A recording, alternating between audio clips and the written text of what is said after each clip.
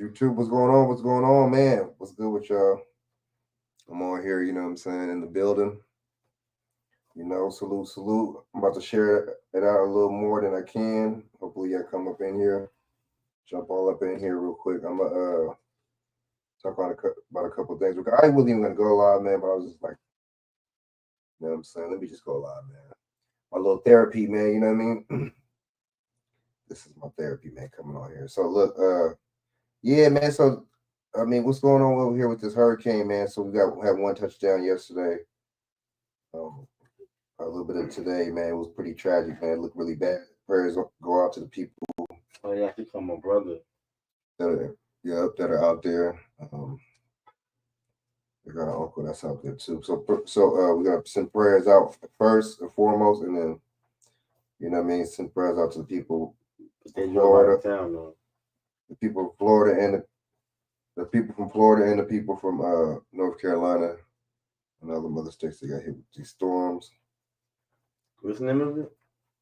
I mean, one was Milton, the other one was what was the other one? I forget, man. I forget. I go back to I go back right now. Hurricane. You stupid. All right, so I'm about to come on here real quick and just I might be a quick little video, but I want to talk about a lot of stuff that's going on, a lot of links to this and biological warfare. All of a sudden, I'm just tripping on how these hurricanes came from the Gulf of Mexico and they didn't come from the Atlantic. I think that's kind of interesting. I don't know. Maybe these hurricanes, that's how they do, but I kind of, from what I remember, something like that on the East Coast. Atlantic. But what do I know? I ain't no damn meteorologist. I ain't Dallas Rings or none of that. So let me go on and hit y'all with some couple videos real quick. All right, a couple of videos real quick, and then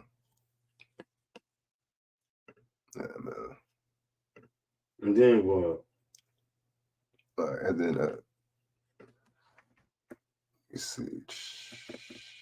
All right, so let's just play some clips from it real quick. Yeah. Look at the devastation, man. They're talking about millions of dollars. You know what I'm saying? It's like I just be tripping because it's like if you're American, you're better off in Ukraine, better off in Israel, and one of these other countries where the United States is getting billions and billions of dollars. What they're saying, they're giving them billions of dollars of weapons, but you're getting billions of dollars of weapons and you're not even beating Russia. They can't beat Russia regardless if you had trillions of dollars of weapons. You cannot mess with Russia. Russia has a more superior army, bigger. Let's just be honest. I don't understand like how. I mean, let's keep it real. Warrior. Afghanistan went against Russia. Russia went after Afghanistan. You know what I'm saying? So Russia ain't weak. They ain't weak, man. Not at all. All right. It's funny, y'all want to talk about Ukraine and all this stuff. When Ukraine has they got a racist. I'm gonna play that. They got a racist Nazi regiment of their army. So everybody want to talk about all these black people want to jump on Ukraine bandwagon. Sing it, Adam. A tax pro, she's been thinking twice. We do have breaking news. Millions without power this morning after Hurricane Milton slammed through the state of Florida. It made landfall as a Category 3 storm south of Tampa. Eyewitness News reporter Mark Robles is live in studio with a look at the devastation. Yeah, Irene, John, we knew this was going to be a bad one. It took less than 8 hours to cross the Florida peninsula. The storm now heading out into the Atlantic Ocean as a Category 1 hurricane. Now, deaths have been confirmed specifically in St. Lucie County. That is on Florida's Atlantic coast. We just got some new video in. This shows right here search and rescue crews working right now to rescue residents from their apartments in Clearwater, Florida. That is near Tampa. It is unclear how many people need to be rescued, but that operation underway this morning from that second floor of the apartment When Milton made landfall, it was a Category 3 storm with 120-mile-per-hour winds. Part of the roof of Tropicana Field, home of the Tampa Bay Rays, it actually ripped off in this storm. And take a look here in St. Petersburg, a construction crane came crashing down after authorities, they had warned that there wasn't enough time to secure it. Even before the storm made landfall, an outbreak of tornadoes cut across the state. Officials reported the most warnings in a single day on record, nearly 120. 19 were confirmed, leaving homes destroyed, numerous areas reporting damage as well. Even a 10,000 square foot sheriff's facility in St. Lucie County was destroyed. Listen here to one man and how his family survived. We all started going for the hallway, didn't even make it there in time. Started and I heard a piece of glass crack. And it sucked the whole roof off, and I felt the thing suck me up. I grabbed my kid and my wife and hunkered down. Our deputies are out here. The fire district is out here. We're going through the rubble. We're trying to provide recover anybody that we can, provide whatever help that we can. The predicted storm surge up to 13 feet, flooding densely populated areas along the coast, including Fort Myers. On top of all of that, it's left more than 3 million homes and businesses without power. The governor says 9,000 National Guardsmen have been mobilized to respond to the storm, along with 1,400 search and rescue first responders. All of that underway this morning. Milton is the third hurricane to make landfall in Florida this year, and that does tie a record. In more than 150 years. It's only happened 5 other times. John, we'll send it back to you. Yeah, and this one was a direct hit. Okay, Mark, thanks. 70 more California firefighters are being sent to Florida to help with Hurricane Milton response efforts.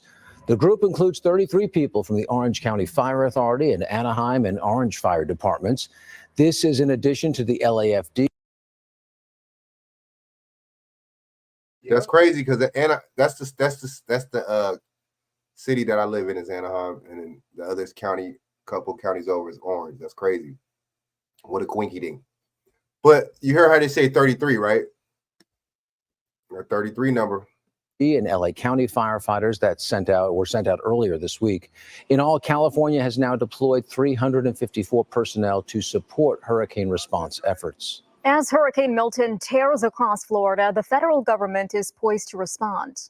We are prepared for this. We will certainly have challenges along the way as we move people around, but this is what we're good at. This is what we plan for. FEMA says thousands of personnel are on the ground and that the agency has more than $11 billion in its disaster relief funds.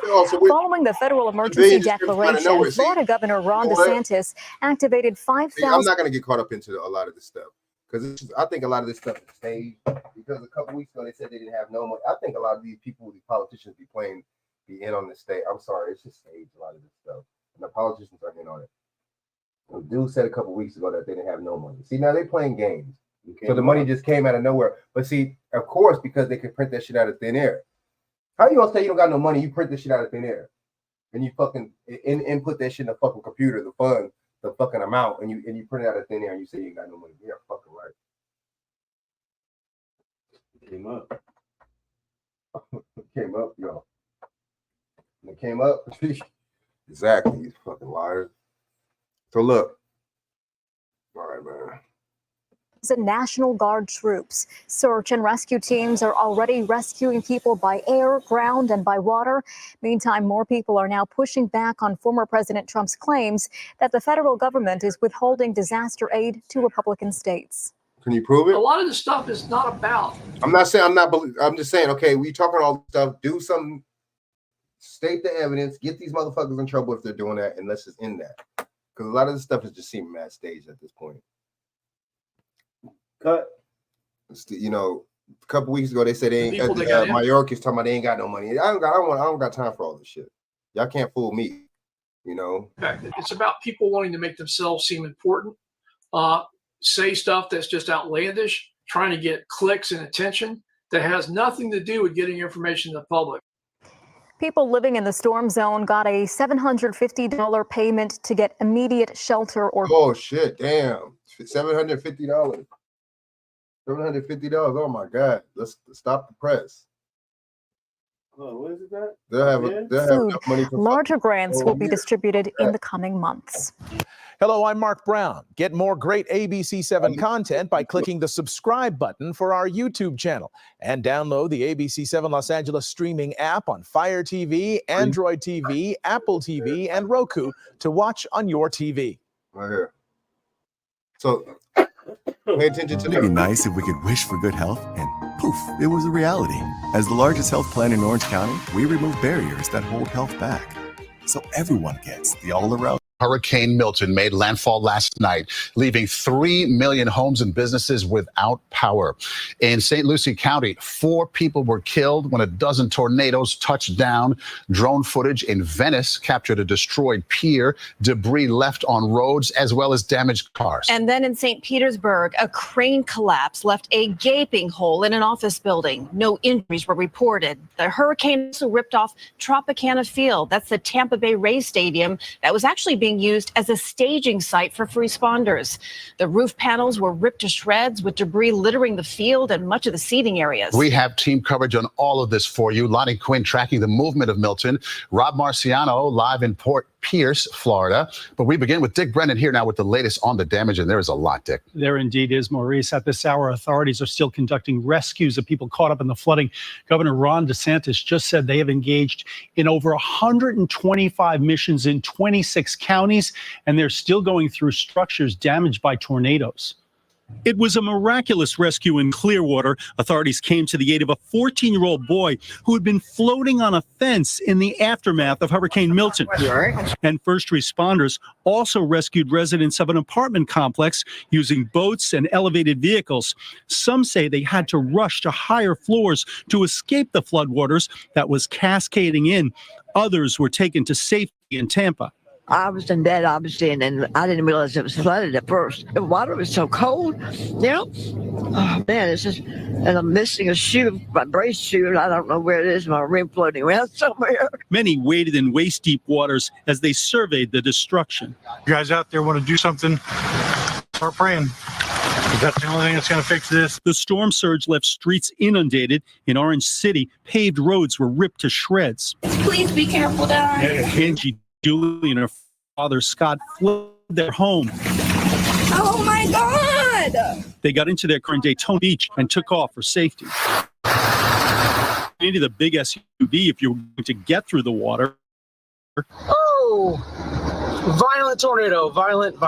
The storm is also blamed for an outbreak of tornadoes, some of them deadly, even before it made landfall. It was like watching the movie Twister, and you could see the debris field through it, and it was landing in the lake. And then all of a sudden, a spear like a 2x4 flew by and stuck into my backyard. Power lines are down, leaving millions without electricity.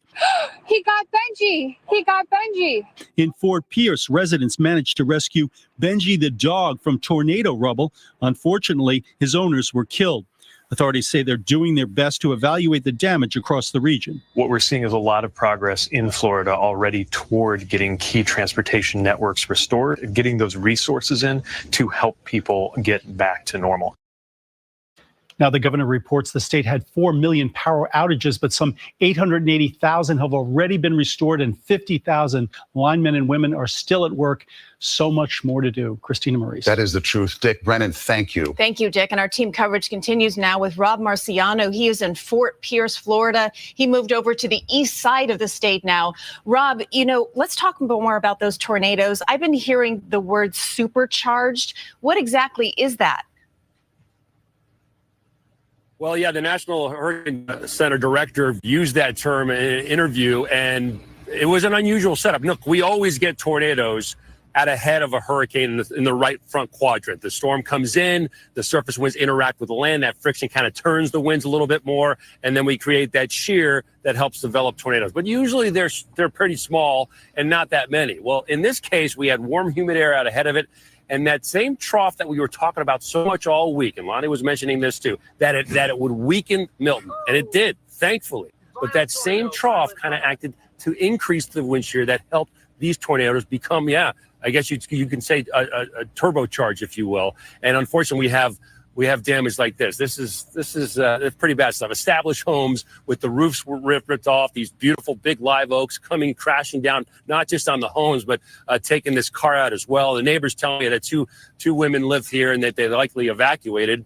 And if that's the case, a very wise move before this storm came in. This entire neighborhood is littered. We're not too far where those folks lost their lives in the next county just to our south. So this area got peppered with over a dozen tornadoes confirmed on the ground and taking out a number of structures and doing some serious damage across this part of Florida. And as you know, on the eastern side of the state, not even where it made landfall. Yeah, Rob, talk to us a little bit more about the damage. I mean, going in, we heard these dire predictions, and was it what you expected, about the same, or more so or less than? What do you think? I mean, honestly, where it made landfall, in that part of Florida, you go Naples up through Sarasota and then Tampa, it's really well built. A lot of the structures are solid. They're low to the ground. There's not many high trees. So they fared pretty well with the winds. The surge, especially down towards Port Charlotte, I mean, they got some big time surge, and there's locally damage from surge on the West Coast and on the East Coast. There's no doubt about that. But I think they fared pretty well with the wind. It's these tornadoes really that were the surprise factor. We always expect tornadoes, but not this many and not this strong, guys. Rob Marciano reporting us from Fort Pierce. Thank you, Rob. All right, great insight there. Thank you. We're turning now to the track of Milton. Lonnie is here with the latest on that. And you guys, the question we've all been fielding is this going to be affecting us? Is it to make a curve come into our area? Let me talk you through everything. So, latest from the National Hurricane Center, it's offshore, all right, 700 miles west of Bermuda.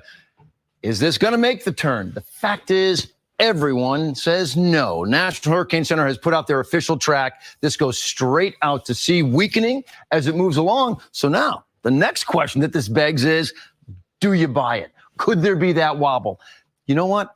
I would buy this 100%. And the reason is, I want to show you the history of the storm. This, gang, you're never going to believe this. This is the very first cone that was issued on Tropical Storm Milton. It was way back here by Mexico. This was issued on Saturday. See, how did it go from Mexico? See, how did it form in the Gulf, like the Gulf Coast of Mexico, and it just go, I don't know about that. They didn't hit no region in between, in the middle of America. It just went straight to Florida.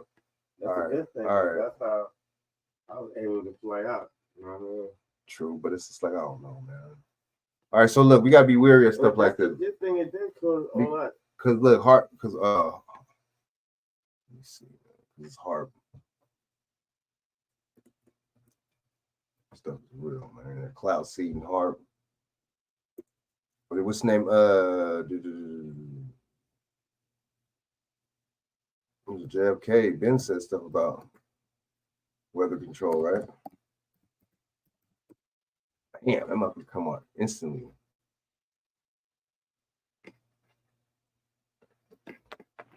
Space is open to us now, and our eagerness to share its meaning is not governed by the efforts of others. We go into space because whatever mankind must undertake, free men must fully share.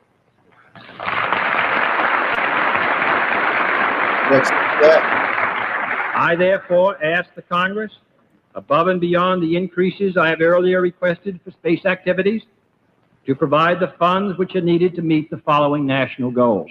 First, I believe that this nation should commit itself to achieving the goal before this decade is out of landing a man on the moon and returning him safely to the earth.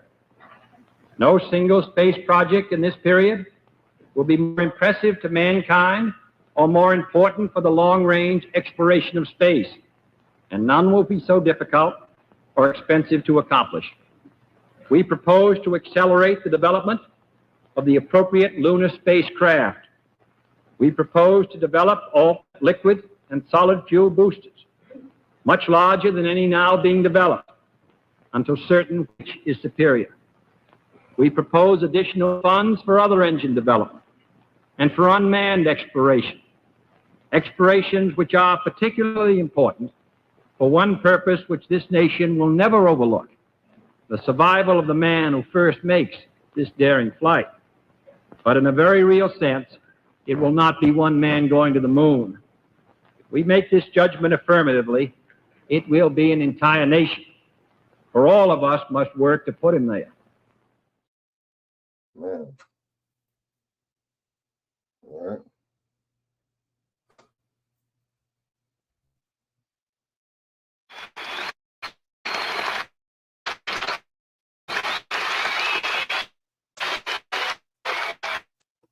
Interesting. Man, he wouldn't talk about. I thought he was talking about. Hold up, man. I thought he was talking about the damn weather, man. Sorry about that, y'all. Wow.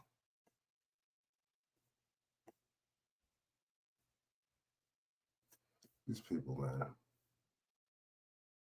Sorry about this. Hurricane Milton made landfall last. Let me go on a little Zach hover real quick, man. Brother, you know what I'm saying? Get y'all, warm y'all up a little bit, man.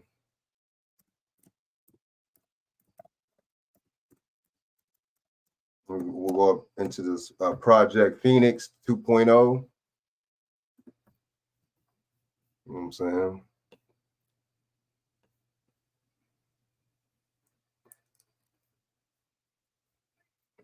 But see, that's what I was gonna play right now. I'll play this right It's so easy to become a podcaster with Riverside. You just need a concept and a way to record it. Welcome back, Truth Seeker. It's October 10th, 2024. Sadly, it's the kill date for the month. And again, I'll explain why once a month there's a date that we have circled for the kill date. And in today's headlines is the death of Ethel Kennedy, the widow of Robert Kennedy, who was assassinated and died June 6, 1968. What makes the kill date is numerology. If you take the date and add it as numbers, October 10th, 2024, 10 plus 10 plus 20 plus 24 is 64. There's an abbreviated path where it's just 10 plus 10 plus 24, which equates to 44. There's a life lesson number path where it's 10 plus 10 plus the year as individual digits, 2 plus 0 plus 2 plus 4. So you have these numbers 64, 44, and 28, and they correspond with the gematria of kill. Again, if you're new here, the Kabbalistic practice of coding numbers into words is gematria, and it's based on the alphabetic order forwards and backwards with numerology. Now, again, her husband was RFK. You have RFK Jr., who's now teamed up with Trump. But notice, she's died on a Thursday as well. And, of course, JFK was number 35, killed at age 46 on Interstate 35. Notice how Catholic and Thursday overlap. He was the nation's first Catholic president, number 35. Joe Biden is the nation's second Catholic president. Remember, he lost his son at age 46, and then he was elected exactly 46 weeks after the Pope's birthday and inaugurated 35 days from the Pope's birthday, all things we called out more than a year before it happened, how we saw the rigged selection would take place. But how also RFK has that 35 and 46. Remember, gun control equals 139. This nation got its first gun control legislation 139 days after he died. But a very fateful number is 38. And she has died 38 weeks and 1 day after her son's birthday, RFK Jr., who was running for president before he teamed up with Trump by the numbers. Remember, he teamed up with Trump on the 220th day of his age when John Trump equals 220, and inauguration day is 220 days from Trump's birthday. But the 38 weeks later matters because death, murder, killing, RIP, they all equate to 38. So does the word stroke, and they're saying she's passed from a stroke. Once again, RFK, who died in 68, has a November 20th birthday, just like Joe Biden. We're coming up on that day. That's 41 days from now, like USA equates to 41. Again, the Jesuit suppression lasted 41 years. 41's the 13th prime, going with this land being the land of 13 stripes, and it goes with the Kennedys being Jesuit educated. But notice how from Joe Biden's last birthday to this death is 325 days later. Joseph Robinette Biden equates to 325. So does Scottish Rite of Freemasonry. Again, they have their headquarters in D.C. Their rites were written by Jesuit priests. The top degrees of the Scottish Rite are 31, 32, and 33. If you sum those together, they equate to 96, like her year of passing. You'll notice Ethel Kennedy does have that gematria of 56, like Washington, D.C., like Society of Jesus. To add to the list, the plural Freemasons is also 56. Her birthday stands out, April 11th, 4/11. Remember, JFK was supposedly shot from 411 Elm Street years after the Andy Griffith episode that came out on Christmas Day about a bootlegging family getting busted at 411 Elm Street. And remember, Christmas is 1225, where the number 1225 has a square root of 35. That episode came out in 1961, the year that JFK became president, took office. And that's also the year Obama was born, and Obama did put the Presidential Medal of Freedom around Ethel Kennedy's neck. Whole nother subject. I just absolutely adore it. I feel great. I love it. My skin looks good. I'm also sleeping a lot. Good job. Notice from the anniversary of her marriage to RFK, June 17th, to the death is 115 days later. This year was the 74th anniversary of their marriage. See how Killing, Masonic, Lucifer, they're all 74 and 115. Albert Pike, his text Morals and Dogma, they consider it the Masonic Bible. It venerates Lucifer, the light bringer. To the occult, light is knowledge. Lucifer brought knowledge. The practice of coding numbers into words is part of this Kabbalistic knowledge. Stroke also equates to 74. And don't forget, 3 of the first 5 presidents died on 7/4, when Holiday and Independence Day equate to 74 as well. And the 2 that died together on the same day, Jefferson and Adams, they both warned about the Jesuits.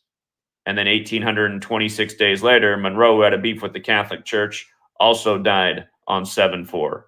Jefferson and Adams, 7/4, 1826, and then 1826 days later, Monroe on 7/4. The Ides of March to remember the killing of Caesar on the 74th day of the year. Stabbing also equates to 74, like Caesar was stabbed. That goes back to Rome. Roman also equates to 74, as does Holy Roman Empire. As does Oswald, who was blamed for the killing of Kennedy. For the record, that episode where the bootlegging family, like the Kennedys were a bootlegging family, get busted at 411 Elm Street, similar to her 411 birthday. That came out 144 days after Obama's birthday. Remember, RFK died at 1:44 a.m. JFK died 144 days from meeting with the Pope.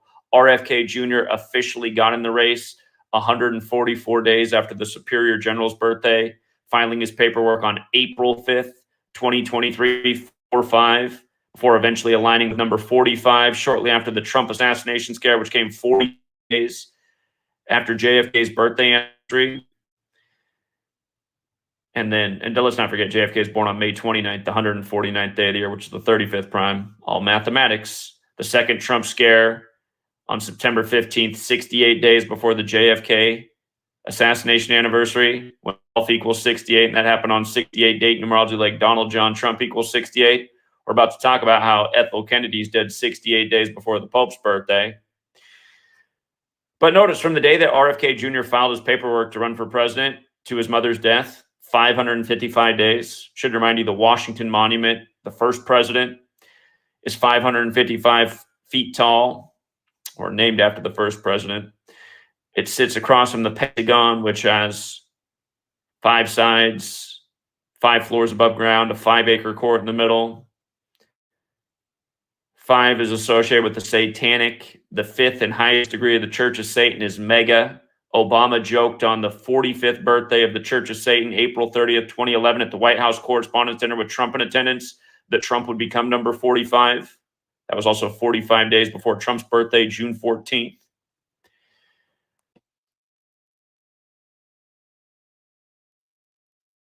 Another area of potential concern, Larry, would be on the revenue side. What happens if a tax team doesn't charge a correct tax rate? You have the data to support not collecting sales tax on a transaction.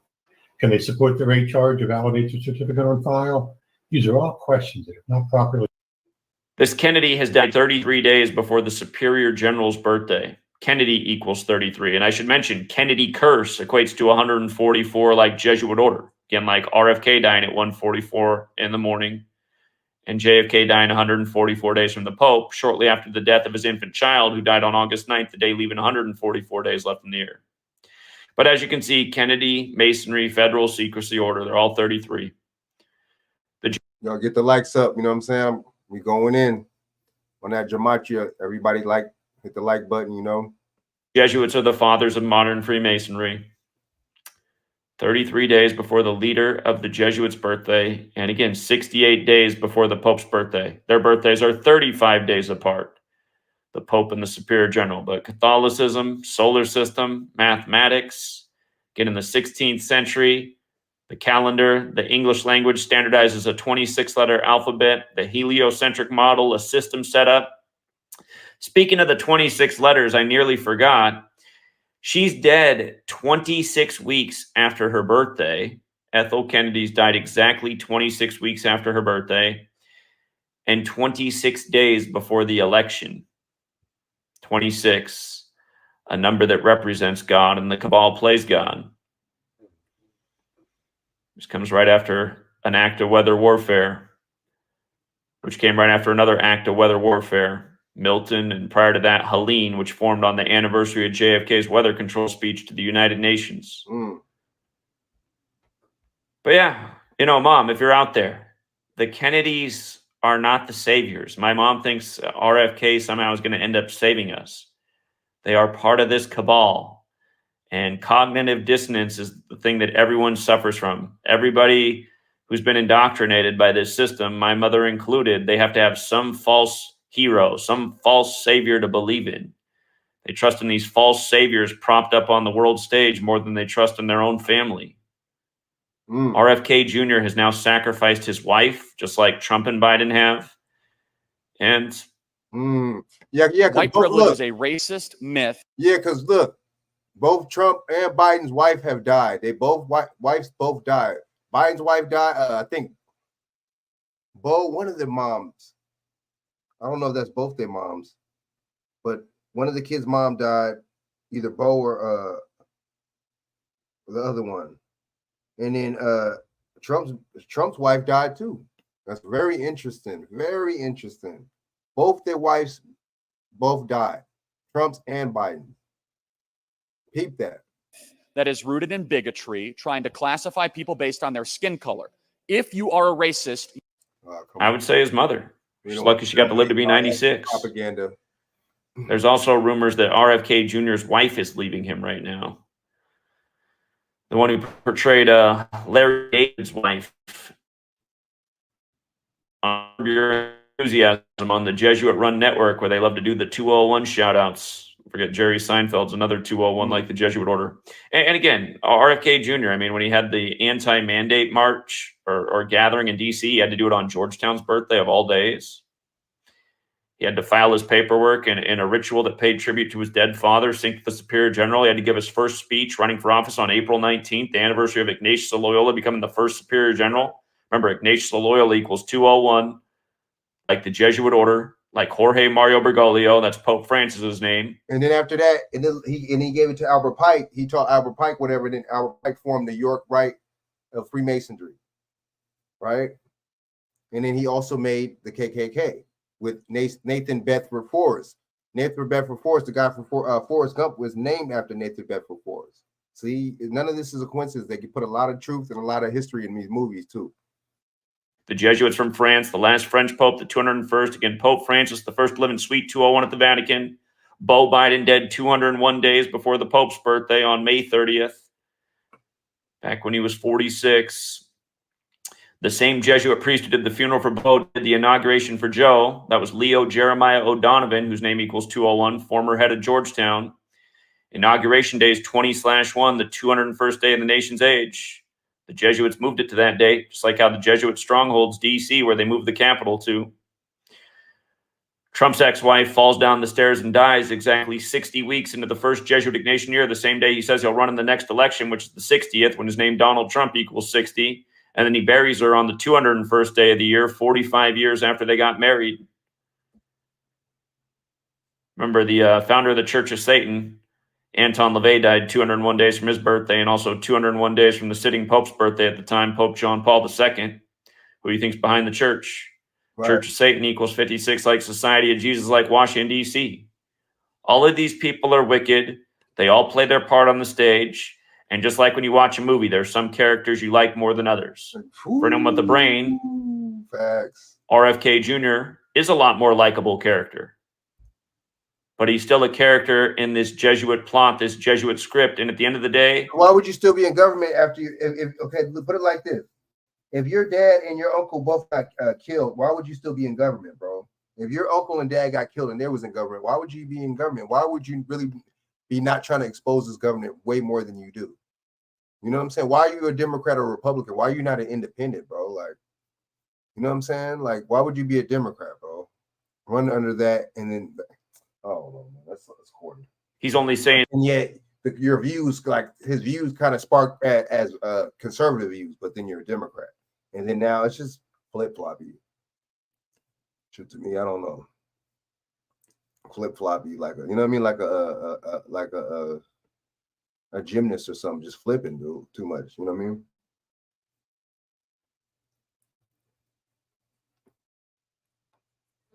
All right, so let me play a little bit of this real quick, man.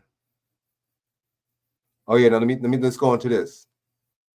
Top 3 reasons you should switch to a TurboTax full-service expert this fall. welcome back, Sure Seeker. In this stream, we are going to get all the latest on Hurricane Milton. And I hope we can finally get a bunch of views because we haven't gotten any since January 6th happened, when we accurately forecasted exactly what would happen that day before it happened, because it was all simulated at Jesuit Georgetown on June 12th, 2020 with the Transition Integrity Project.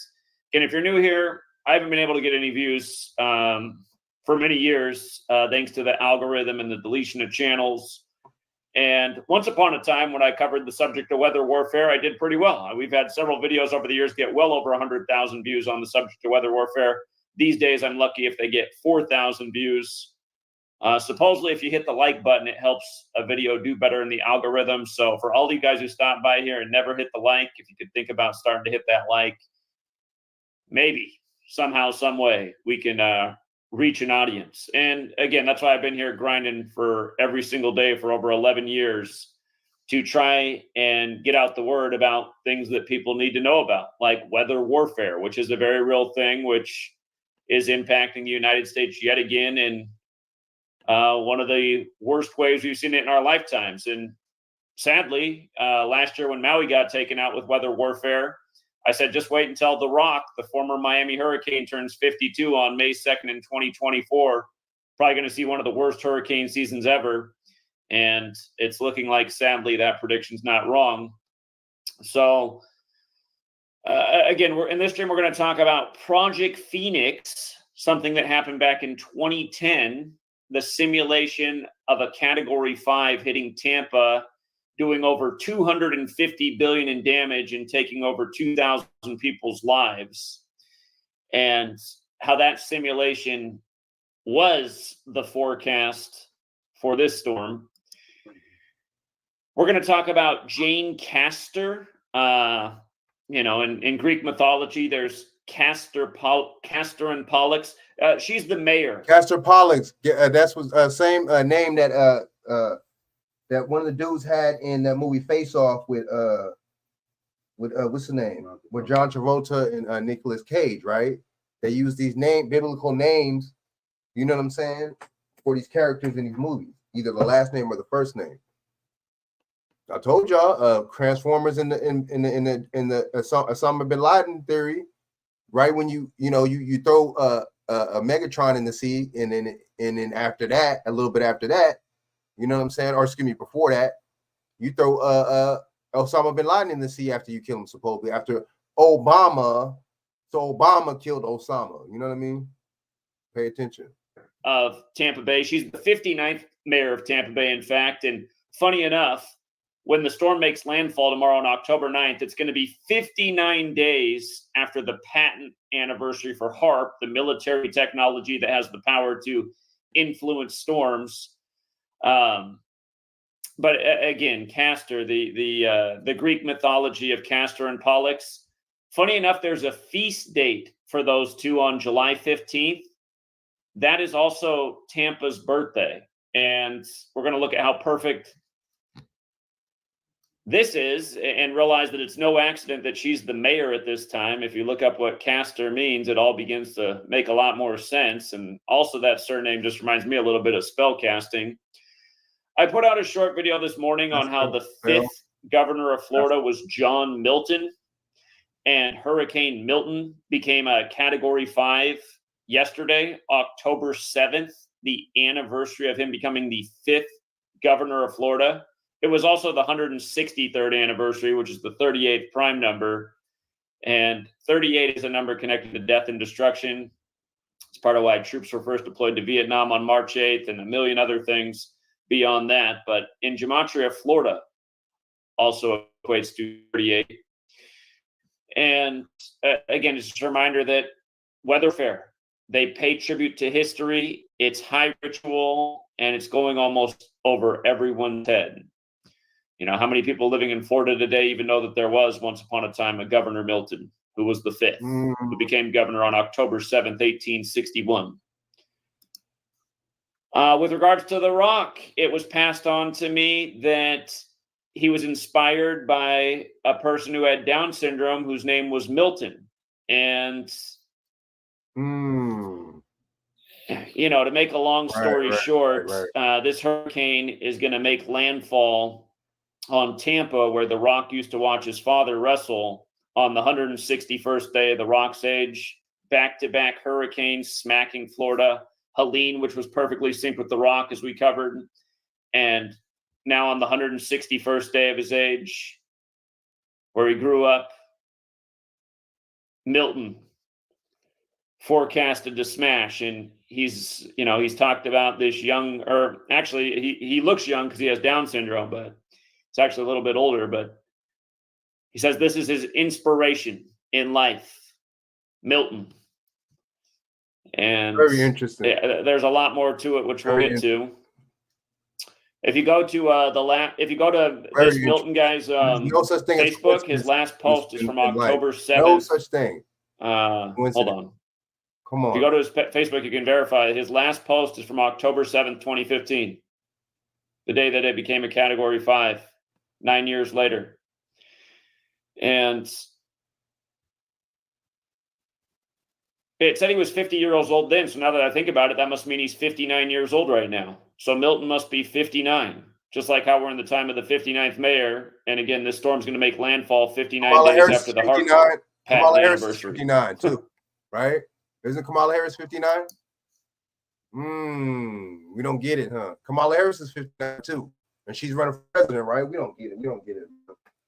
We don't get it. We don't get it.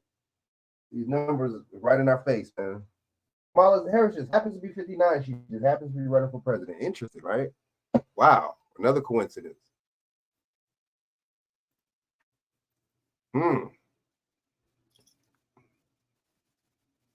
They said it was going to be a Category 3. Now And again, just 5, right? became a Category 5 on 10-7, going to make landfall on 10-9, as we'll get to. The Rock equals 109, weather equals 109, like military. The former Miami hurricane. Again, the date will make landfall October 9th, the day leaving 83 days left in the year. I just heard a projection. I was watching CNN. They project that Milton is going to impact the Tampa area with probably about 150 mile per hour winds. Remember, October 9th leaves 83 days left in the year. We're going to talk about Project Storm Fury in a moment, the military's 21-year program experimenting with hurricanes, which ended in 1983. Again, Hurricane Helene just equaled 83. It formed 83 days before the Pope's birthday, again, on the anniversary of JFK's weather control speech, September 25th. But remember, if you're new here, Gematria, the Kabbalistic practice of coding numbers into words. You learn this code, you see through the ritualism with all of these storms, as we've been talking about for now over a decade. But there's 4 base ciphers of the English language: the alphabetic order with numerology, the reverse alphabetic order with numerology. You can see the overlap with flood, earth, and Enlil. Again, Enlil's the Babylonian god of storms and flooding. And Genesis 8:3 is where the biblical flood ends after 150 days. So just think about that in light of CNN right now, if you turn it on, them talking about how they're estimating it's going to impact the Tampa area with 150-mile-per-hour winds. Interesting. And the thing that's crazy is right now over Florida, there's piles of debris everywhere from the storm that just came through. Imagine all that debris flying around. It's like shrapnel. So, yeah, be careful, people in Florida.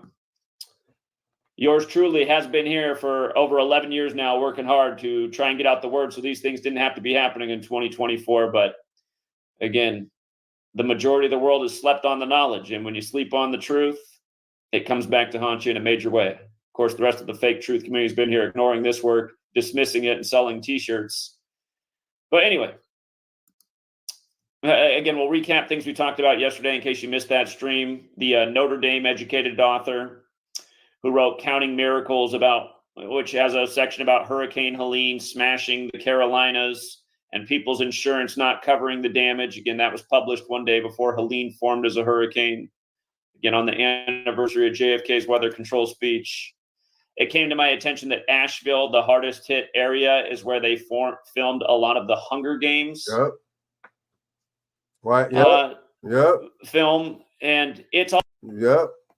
Interesting, right? And it. Wow. Also in the area that I circled in my first ever post on my blog. Originally, my work from August 2013 up until I started this blog, I did everything on my Facebook page, and then I started my first blog, and I showed how there was all this predictive programming for something so destructive coming to the Carolinas that was being put out in popular fiction, talked about by people from Byron Dorgren to Newt Gingrich to a number of other things. And I find it funny that it's 11 years later and that area just got terrorized by Helene. And we'll see where Milton goes after it goes through Florida. Hopefully it just goes out to the ocean and dissipates. But the psychopaths, you never know if they'll steer it up the seaboard again. Exactly. Anyhow, this Project Phoenix, I would encourage you to go to the website and watch the 20-some minute video that they compiled in 2010. They did it like it's a real news story. They talk about it like Tampa's been leveled. They have to rebuild it from the ashes. Of course, that's where the whole legend of the Phoenix comes from. Yes. The Phoenix rises from the ashes. Remember, Manly P. Hall, he wrote the book, The Secret Teachings of All Ages. He wrote a lot of books, but his book, The Secret Teachings of All Ages, is where I learned about the whole letter and number code. He has another book called The Secret Destiny of America, where he says what really runs the country is something known as the Order of the Phoenix, who really brought about this nation to be a driving force in bringing about a one world order. And he wrote these books in the early 1900s. But yeah, Project Phoenix is a 2010 simulation about a Category 5 hurricane leveling, much of the city, destroying everything, no landmarks left. Over 2,000 people dead who weren't able to evacuate. And it's funny, they say a 26-foot storm surge hits the coastline, wiping out the beaches. The word Phoenix has gematria 26. And again, that's how these people operate. Tampa Bay equates to 25, big number with Tampa Bay, especially with their rig sports teams. Again, I just think about all the people just funneling into the rig sports games as we've been exposing all this instead of getting educated about what's going on in the world. But helping these evil leagues out that murder their former players as all part of the ongoing ritual.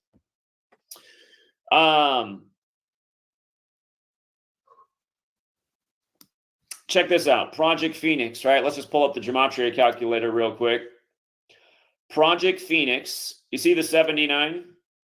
Look at Milton. Again, Milton has the 79, right? Hurricane Helene had this 79. Tampa Bay definitely has this 79. Wow. We're going to talk about the first military experiment with hurricanes that happened in 1947 as well. And that's now 77 years later. That's when the CIA came out, 47, right? We'll touch more on that. From Tampa Bay's birthday, July 15th, to the storm making landfall on October 9th in the Tampa area is going to be 137 days later. The name of the storm is 79. It was simulated that this storm would do $250 billion in damage. Key digits 25. Facts. So Facts. again, that Project Phoenix, Project Phoenix, not an accidental name. Let's check this out in a minute. And we'll check it out right now. Project Phoenix. Let me type. Yeah, when you have 20 minutes, I do encourage you to watch this. You'll watch it right now. It reminds me of Clade X and Event 201. Simulations for the pandemic before they happened. And don't forget, Clade X was done 666 days to the day of the pandemic being declared. Also, to the day of Trump declaring Operation Warp Speed. Again, it was simulated on Mercuralia, just like Trump became the father of jab on Mercuralia. And celebrate Mercury. And of course, that's the curious ingredient in jabs. And Google took down all the videos in 2012 questioning, the Mercury and jabs, and said it was misinformation, even though it was mostly just parents who were talking about what happened to their children around age 2 when they got the second MMR pokey-doke, including Jenny McCarthy. Break it down. Now, this thing where they simulated this, they called it the Tampa Bay Catastrophic Plan. Hit the like button, y'all. Get them likes up. You know what I mean? I want to hit the algorithm. You know what I mean? Show the support for the channel because he's spitting, he's kicking. I'm about to go on this Project Phoenix 2.0 right now. And here's what's wild about that. Do you see the 141?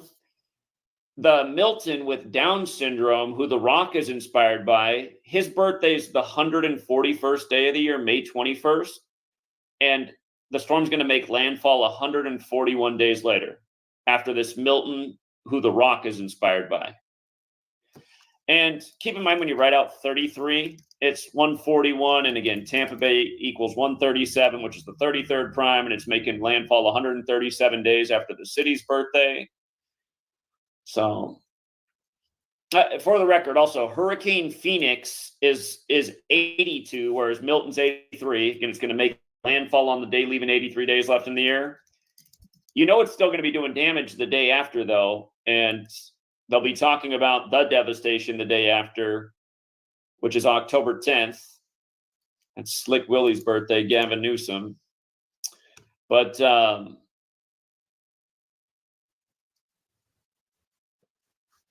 when you got 20 minutes, it might actually, I think it's 26 minutes long. Go figure. I think that's actually how long this Project Phoenix video is. Here, let me just pull it up real quick. Oh, snap. That's the screenshot. Oh, no, it's 20 minutes. It's 20 minutes long. Again, if an area could be helpful information and it could help you prepare for what's to happen, because we've seen how exact these simulations have been before. Right on point. It's more like a dress rehearsal. Okay, now Mayor Castor, she has the birthday of Pearl Harbor Day. Sure talked about that day a lot with what happened to Maui last year. But notice she's the 59th mayor of Tampa.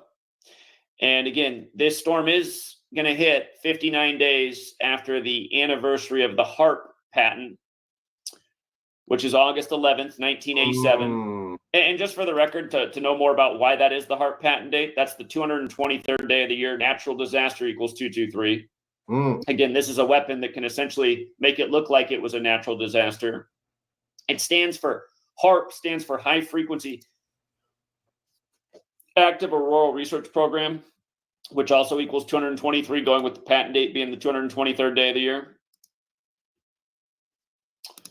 And it was a date with 44 numerology. HARP equals 44, like military. It does have the power to quake the ground as well. Earthquake, 44. So, remember what I said about The Rock and the Scorpion King and the Scorpions? We already called one earthquake dead on this year in California and why it was going to happen August 6th. And the next date that synced up with the same pattern we're looking at is October 23rd, the first day of Scorpio. East is getting hit with hurricanes. West might be getting hit with something like 1989 World Series earthquake. But look at this. So again, Tampa's establishment date is July 15th. The mayor is Jane Castor. Castor and Pollux are part of Greek mythology, the twin gods, the patrons of sailors, talking about water here.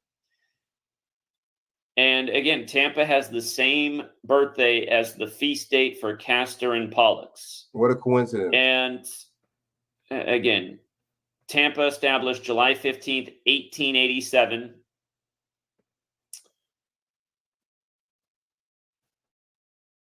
It's 137 years old. The city's 137 years old. You know what? I was screwing up earlier saying it was 137 days after the city's birthday. Excuse me. The city is 137 years old. This storm is hitting 86 days after the city's birthday. And again, 86 is not a nice number. Think about Hiroshima on 8/6. It had to do with why we predicted there'd be the earthquake in California this year on August 6th. 96 days after The Rock's birthday, when he's in San Andreas, and San Andreas equals 96. And the premise of that movie is there's a 9.6 mega quake. Again, in this case, Castor equals 86, the mayor's name, 86 days after the feast date and the city's birthday. Again, in years we talked about referred bombs, cyclones, nuclear storms, targeted storms. Again, the nearly 50 years of weapons testing way up high in the sky and underneath the ground. Since then, the evolution of weaponry like HARP. So notice from the mayor Castor's birthday, Pearl Harbor Day, talk about military, until the storm makes landfall, it's exactly 44 weeks into her age. Castor and Pollux are known as the Dioscuri, if I'm saying that correctly. But regardless, the spelling's correct, and so is the gematria, which equals 44. Again, like military has the connection to 44, like HARP, like the HARP patent date has 44 date numerology. And again, it's going to be 59 days after that patent anniversary, and she's the 59th mayor.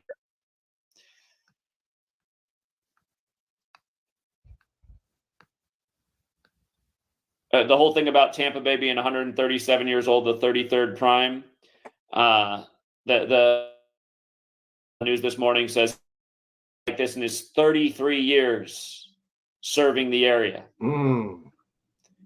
They're evacuating Hillsborough County first.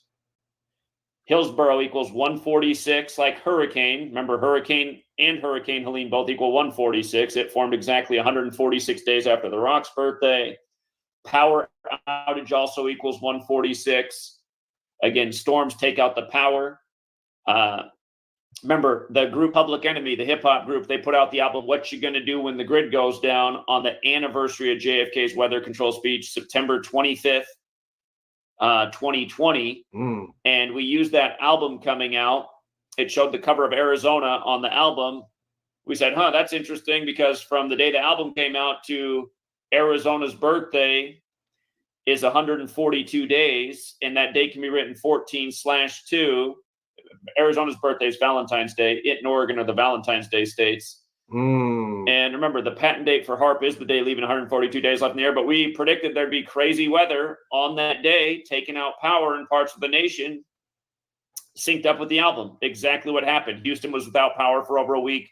My home state, Oregon, Portland was without power for over a week. Atlanta lost power for a number of days. Crazy weather from coast to coast, knocked out power grids all over. These things are not an accident. Predictive programming is a real thing. They use the world of entertainment and celebrity to forecast their plans, like The Rock, the Miami Hurricane, who's 52 on 5-2.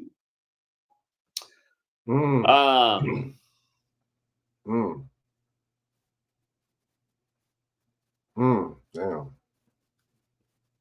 You know what else I noticed? That this mayor was sworn into office on May 1st, May Day. That's also the Illuminati's birthday. Remember, Illuminati has that gematria 150, like how they're estimating it's going to make landfall with 150 mile per hour winds. Adam Weishaupt equals 51, the founder of the Illuminati, founded it May 1st, 1776, just before this nation. We've seen that 51 and 150 come together many a times. Hello, what they did with the Dallas Mavericks ownership this past year. 150 weeks after the death of Adelstein, and then his wife took over the team on the 51st day of her age when Dallas Mavericks also equals 51 and 150, and their establishment anniversary is also May 1st, and then they go to the finals this year, and the Adelstein family runs casinos, rig sports, rig weather. By the way, did you see that Castor and Pollux are associated with sports? Do I have to remind you about Katrina and the Pelican Brief? That movie, The Pelican Brief, that's what that was about the oil that was found in those areas, right? How the Saints went to Super Bowl 44. The wiping out of parts of New Orleans had a lot to do with the number 44. Again, HARP and military. Katrina equals 52 like hurricane, like how old the rock is. Okay, so yeah, that's the mayor piece of it. They got the chessboard perfectly set. They always do. They got the chess.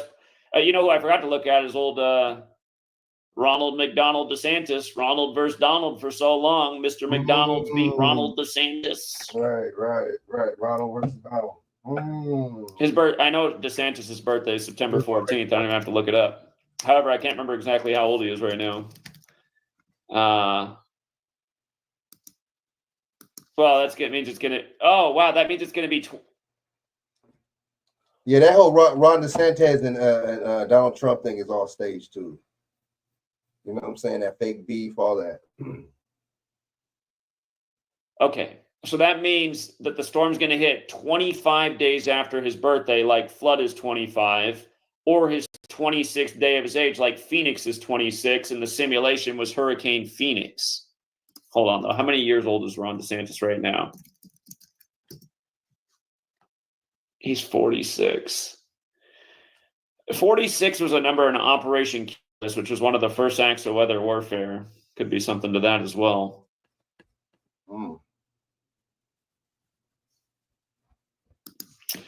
The flood is 46, I remember right? Or no, it's flooding. Is that what it is? Flooding is 46. That's what it is. Flooding. 46 books in the Catholic Old Testament. Okay.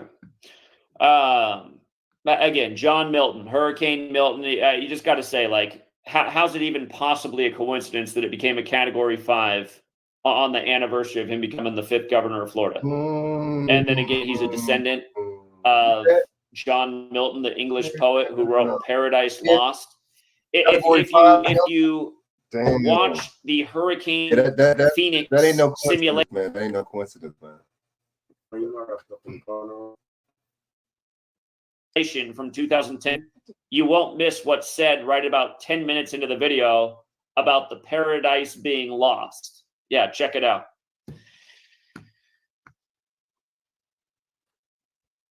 These people, man, they are so wicked. Evil genius.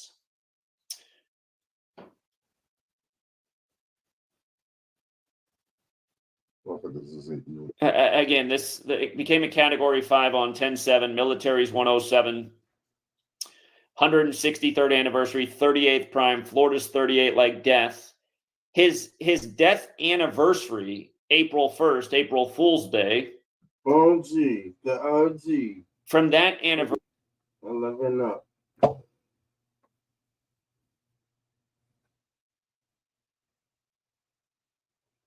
Anniversary to the flood making landfall, or yeah, it will be the flood. The hurricane making landfall is 193 days later. That I'm misspeaking. It's 191 days later, the 43rd prime. So again, it's 163 years, the anniversary of the Category 5. That's the 38th prime. It's 191 days after his death anniversary. It's going to make landfall. That's the 43rd prime number. Big numbers in Florida. Remember when George W. Bush became president, one of the mini rig selections, pretty much all we get in this country. His brother was the 43rd governor in Florida. Their daddy was the 43rd vice president. The two that became president went to Yale. Apparently Jeb wasn't smart enough to get in. Even though he seemed smarter than his brother that was the president. That's what I was when he couldn't formulate a sentence. America didn't blink an eye. And again, you guys, really, like, I know a lot of people who are going to get wiped out by this storm. I mean, it might sound mean, but it's like, I'm sorry you had it coming. You didn't question anything. You cheered along for these evil men who occupied the highest land in office. You lived in the state where the biggest crime ever in terms of elections in our lifetime happened. I mean, the 2000 election it's why I've never voted. I was 17. I was a senior in high school. Because that was I mean, that was what's his name? Because Bush had another brother that was the governor of that state. I think, as a matter of fact, I think it was Jeb Bush that was the governor, wasn't it? and I was nobody's fool back then, you know. I just knew this country was a joke. I knew it was a joke. And then 9/11 happened, an even bigger joke, a national emergency on 911 while a hurricane was off the coast of New York that day. Some kind of energy was being used. Those buildings turned to dust as they crumbled to the ground. I don't know how nobody else saw it. It was so obvious they kept showing you the replay. But again, this is why I've been speaking out really since then. I've been nonstop at it every day for over 11 years since 2013. But I've seen how evil this nation is and the people who run it, and then all I see is a bunch of lemmings that just want to participate in all the crap and believe in all the lies on the TV and never look into the right things or ask the right questions. And this is why this is still happening, and this is why we, the people, haven't shut this down, because we could have. We could have shut this down if we woke up. And we come together. We're not going to come together. That's the problem. That's the problem, man. Everybody's divided into their little bullshit ideologies and bullshit that these people basically told you to think like, and told you to think about, and told you how to act and think and pre-program your mind. Got rid of the federal government, got the keys to the military back, people pressing to get more and more answers. We know it's the Jesuit cabal that runs all this. Again, the first act of weather warfare was admitted to on the Jesuit order's birthday. Founders at the beginning of this nation warned what would happen when the Jesuits came out of suppression. They run this nation. Gave us the calendar and the language, and they do hold the keys to the military. And all of that needs to be done away with. Until all these things are ridden from the earth, this is going to continue to happen. And that's the kind of stuff that should be happening. There should be a worldwide revolution against this cabal. By the way, just like how they're trying to bring back the Civil War by the numbers, and don't forget how Lincoln did blame the American Civil War on the Jesuits. Look it up, it's facts. And John Surratt, the Jesuits, the one that got away, so they executed his mother. And when I say got away, he was part of the assassination of Lincoln that supposedly happened in a theater. Pretty curious. All the parallels with Lincoln and Kennedy and Oswald getting chased through the theater. Kennedy riding around in a Lincoln. Number 35 killed on I-35 in the middle of Dealey Plaza, named after a Scottish Rite Freemason when Jesuit priests wrote the rights of the Scottish Rite.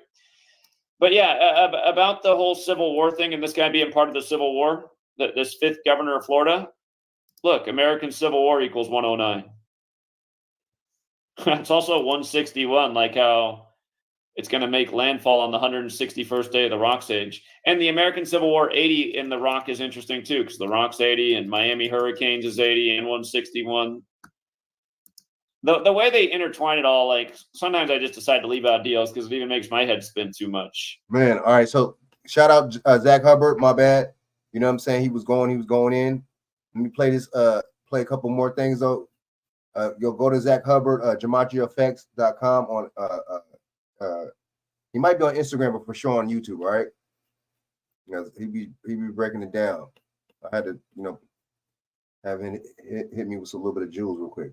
All right, so this started it. So.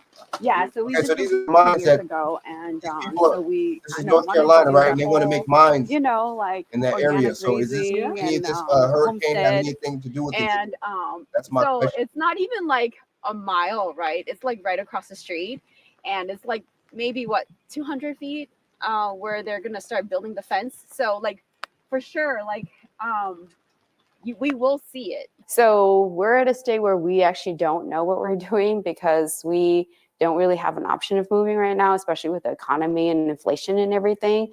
And like we go back and forth on this so much, right? Because we definitely do not want to live here if they do come through. We don't want to raise our kids here and risk everything. And so we don't really know what we want to do or what we're going to do, I mean, if you look at the diagram that they have, then you can see the property line, and that's where it is. And over here's a section where I'm still trying to teach them how to fly outside the loft. So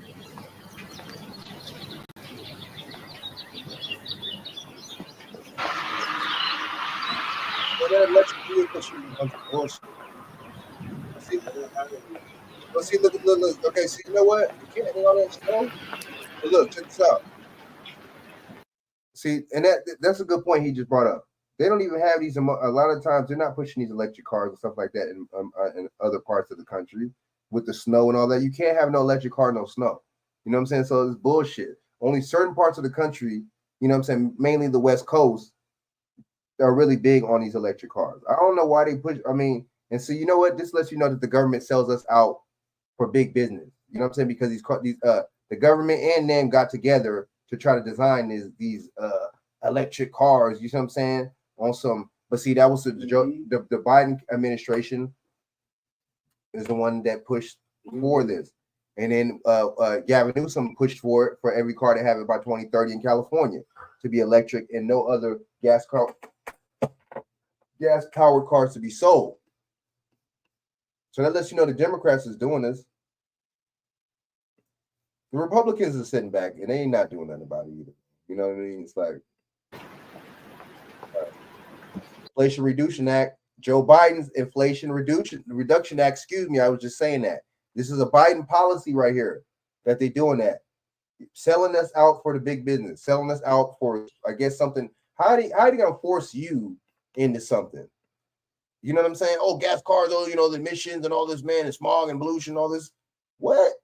But see, I'd rather deal with a gas-powered car than a lithium-powered car, because guess what? I could burn. You know, your car can set on fire while you're inside the car with a lithium battery. I'm sorry, I trust a gas-powered car more than one of these cars. I'm sorry. Hey guys, they had moonshine that could power cars, that could fuel cars. They had water that could fuel cars. But people, you know what I'm saying, if these inventors or whatever, they either dead right now or they either made, oh, that's right, that's why they made moonshine illegal, right? That's why they outlawed it.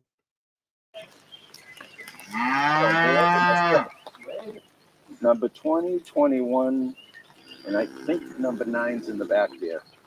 Those, my cows are mad right now because they want to move into the other field, but I'm making them wait till the rain lets up in the afternoon because I have to re-fence a certain section. And they taught the mothers how to break down fences. So and they will provide jobs for a period of time. They've even said it, I believe 10 to 12 years, maybe 15 at the most, lifespan for the project. And they'll leave with billions and then the jobs will be gone. Right. And maybe the farms will be gone. When they first started this, they said they're going to put a solar farm right here. And that would power the whole thing. Well, I did a little bit of research on that. That wouldn't have gotten the first machine running. I mean, Fighting it. Thank you. Don't worry. I'm glad you're fighting it. I know you'll get something done. okay, thank you. I am very optimistic that we'll prevail.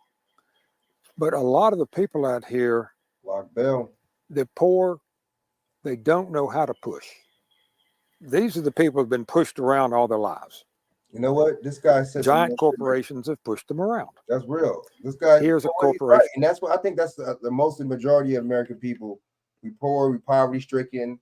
You know, you only used to this and that, and you're not used to being wealthy. You're not used to being rich. You see what I'm saying? So you used to getting, you know, whether you know it or not, indirect or directly, you used to getting punked and pushed around and stuff by this government, man. They're used to having their way with everybody. They're used to just giving you a little bit of giving your politicians a little bit of trinket. See, the politicians are going to keep you in line. You know what I'm saying? They don't need to keep the corporations don't need to do something to keep you in line. All they got to do is go through the middlemen, the politicians that control you, because you vote for these motherfuckers. They say they're going to do something for you and they don't. And those are supposed to be the people like Kamala Harris. But at least she said she's not going to do nothing for black people, but motherfuckers still going to vote for her anyway. Damn, that's crazy, dude. You know what I mean? But that's what that is right there. Pushing them around. They got some shit. They do. Yeah, man.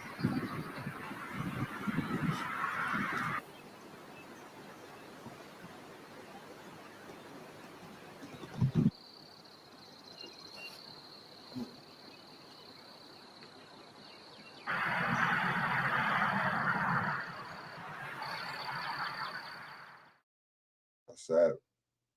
Wow. Yeah, that was a good video, man. You know what I mean? That just goes to show. Damn. Welcome to Find a Map. So fair use, 1976 under the Copyright Act. This gives me allowance to report this video for commentary and educational purposes. Starting there, we're gonna go up, get a look at this big old mine that's full of rainwater now. We maybe see a little of the Albemarle factory that refines it on the other side. General directions acquired, we took to the trails, and after a short walk through a forest of pines, bamboo, and kudzu, we had our first look at the former mine. So the open pit in this sign refers to a lithium mine that a company called Foot Mineral opened back in 1938. It mined lithium here until 1988, at which point the mine shut down. It's now owned by a company called Albemarle, which has a facility across the way, and they still do lithium processing, but no current mining. But for many decades, this mine was actually part of this hub of this Carolina tin spodumene belt that was really the leader in the global lithium mining industry. It was a beautiful day, and we wanted to get a better view of the mine, so we kept hiking. The amount of kudzu cannot be overstated. So this might not look like the hub of the global lithium mining industry. In fact, it's much more of a recreational area. They even call this Cardio Hill. But Cardio Hill is made out of the pile of rubble that was generated by the giant open pit mine when it was operational for the last 40 years in the 20th century. Even farther up Cardio Hill, we finally got our first good look at the mine from above. This is what it looks like when you leave a lithium pit mine open and abandoned for more than 30 years. It just fills up with rainwater. It looks like a lake. It's actually very pretty. But this mine stopped being operational before lithium-ion batteries were even on the market. And you might wonder, what were they mining the lithium for if they didn't even know about batteries? They didn't have any electric vehicles. And it turns out, actually, the US government's nuclear weapons program was a key early customer. The lithium was used as a sort of triggering mechanism in nuclear warheads. So the US defense industry kept this mine going throughout the Cold War years. And early on, lithium was also used for other niche applications like ceramic glazes and pharmaceuticals to treat things like bipolar disorder, as made famous in the Nirvana song, Lithium. We spent a few more moments appreciating the view, catching our breath, and engaging in some amateur bird watching before continuing to the top of Cardio Hill, where we learned more about the history of the city of Kings Mountain, North Carolina, before heading back down Cardio Hill.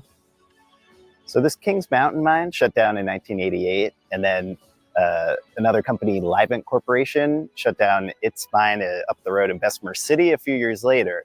And they were kind of part of that trend at the time of deindustrialization, heavy industry moving offshore from the US and going to other parts of the world where it could be done cheaper. The irony is now here in the Southeast, there's this whole battery belt emerging where we have a whole network of lithium-ion battery factories, as well as electric vehicle factories, all located in this broad industrial cluster. And it turns out having an immediate, reliable supply of lithium is going to be hugely valuable to this new 21st century economy that's emerging here. Today, it's very bucolic, kind of peaceful landscape, but Albemarle's trying to reopen mining here. There's another company down the road called Piedmont Lithium that's trying to open a new mine. It's not yet clear if those permitting processes are going to be successful for those companies, but in the next 5 or 10 years, we very well could have brand new lithium. Wow. Prop 5 knows a Let's see how dangerous this is for the economy, them doing all this greedy shit. thriving community starts with its people. But today, Yeah, local community. Lithium is a mineral, and it's in our phones and laptops, but it's also all over the place in nature. It's found in seawater and in rocks, as well as in brine wells. As a result of the increasing popularity of lithium-ion batteries, the demand for lithium has skyrocketed. In fact, lithium is now the most sought-after metal on Earth. As the demand for lithium increases, so do the effects on the environment. Lithium extraction fields in South America have been captured by an aerial photographer in stunning high definition. But while the images may be breathtaking to look at, they represent the dark side of our swiftly electrifying world. Lithium represents a route out of our reliance on fossil fuel production. As the lightest known metal on the planet, it's now widely used in electric devices, from mobile phones and laptops to cars and aircrafts. Lithium-ion batteries are most famous for powering electric vehicles, which are set to account for up to 60% of new car sales by 2030. The battery of a Tesla Model S, for example, uses around 12 kilograms of lithium.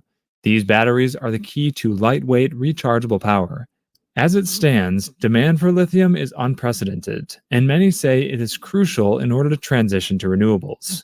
However, this doesn't come without a cost. Mining the chemical element can be harmful to the environment. The vivid hues of the lithium fields or ponds are caused by different concentrations of lithium carbonate. Their colors can range from a pinky white to a turquoise to a highly concentrated canary yellow. A 2015 piece in The New Scientist described the fields as surreal landscapes where batteries are born. But why is lithium extraction bad for the environment in the first place? Any type of resource extraction is harmful to the planet. This is because removing these raw materials can result in soil degradation, water shortages, biodiversity loss, damage to ecosystem functions, and an increase in global warming. But when we think of extraction, we think of fossil fuels like coal and gas. Unfortunately, lithium also falls under the same umbrella, despite paving the way for an electric future. Lithium can be described as the non-renewable mineral that makes renewable energy possible, often touted as the next oil. Lithium is a highly toxic element that can harm the environment. It's poisonous to plants and animals, so when it's released as part of mining activities, there will be an impact on the surrounding area. Lithium can affect water bodies by turning them into toxic wastelands. They become unusable for humans or other living things because they're poisoned by lithium. This can happen through direct contact with these bodies of water, or through indirect contact if you eat food grown in these areas. Lithium affects soil composition and structure. This makes it more difficult for plants to grow in this area because they don't have adequate nutrients or minerals available for them to produce healthy root systems. The air becomes polluted as well, since there's more dust being kicked up from all those trucks driving around digging up rocks. In addition, the environment around these mines can become very polluted. Lithium is known to be highly toxic in large doses, and the mining process involves drilling holes into the ground while pumping water out of them. This can result in toxic wastewater being released into local streams, rivers, and lakes, and this water may not be cleaned up properly before it's released back into the wild. According to a report by Friends of the Earth, lithium extraction inevitably harms the soil and causes air contamination. As demand rises, the mining impacts are increasingly affecting communities where this harmful extraction takes place, jeopardizing their access to water. The salt flats in South America where lithium is found are in arid territories. In these places, access to water is key for the local communities and their livelihoods, as well as the local flora and fauna. In Chile's Atacama salt flats, mining consumes, contaminates, and diverts scarce water resources away from local communities. The production of lithium through evaporation ponds uses a lot of water, around 21 million liters per day. Approximately 2.2 million liters of water is needed to produce 1 ton of lithium. The extraction of lithium has caused water-related conflicts with different communities, such as the community of Tacanao in the north of Chile. The extraction of lithium from brines requires pumping them out, evaporating them, and leaving behind a solid brine cake that must be disposed of. Lithium extraction requires a lot of water. To extract 1 ton of lithium, you need approximately 500,000 gallons of water. Studies have shown that mining takes up approximately 65% of water in Salar de Atacama, Chile. The high water requirement puts a halt to farming activities in many parts of the world. Perhaps this might mean mining the metals makes little economic sense, but depletes the environment. In one of the most common lithium extraction methods, the producers pump up brine from the underground pools. They then allow the sun to concentrate the mixture in the evaporation pool. The miners then add sodium carbonate and calcium carbonate to precipitate lithium carbonate and lithium hydroxide. The brine must lose as much as 95% of the used gallons of water for the precipitation process to begin. From the extraction process analysis, you can see that lithium extraction allows too much water to evaporate.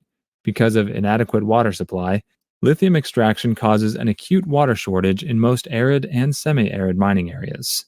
So it can promote the prevalence of waterborne diseases like dysentery and cholera.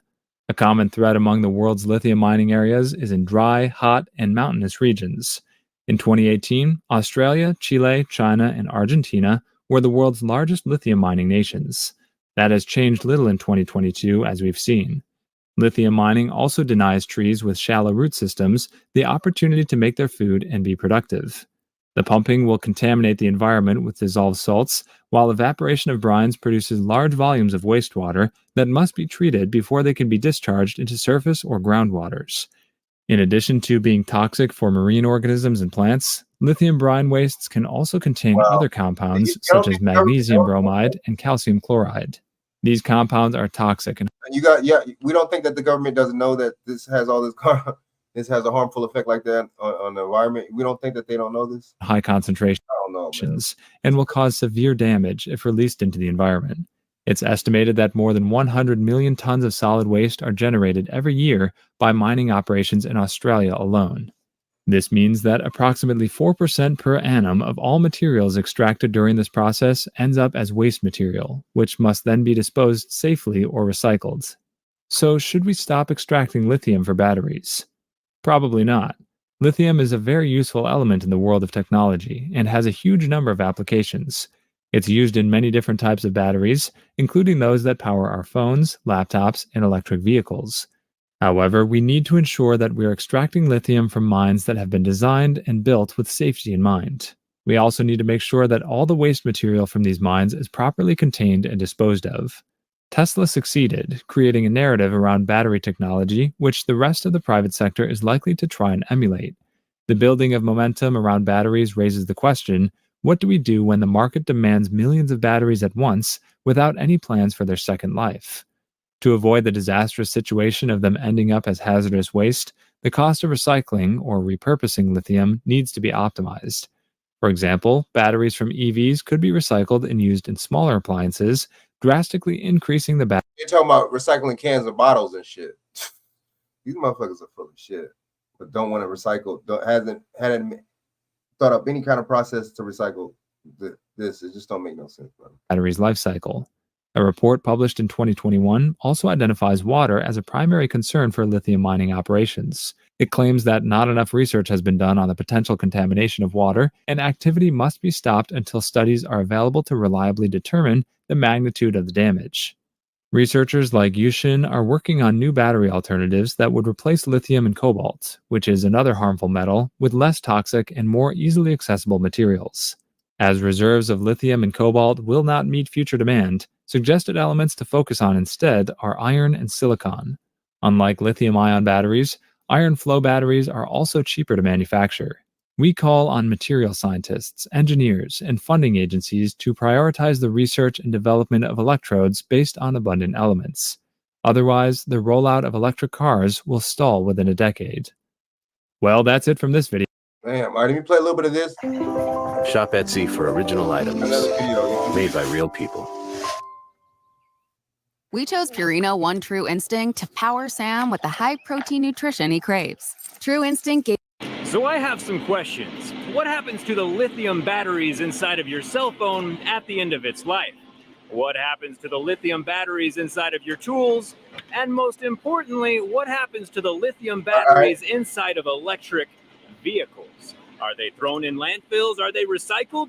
A lot of questions to be answered. Let's get started.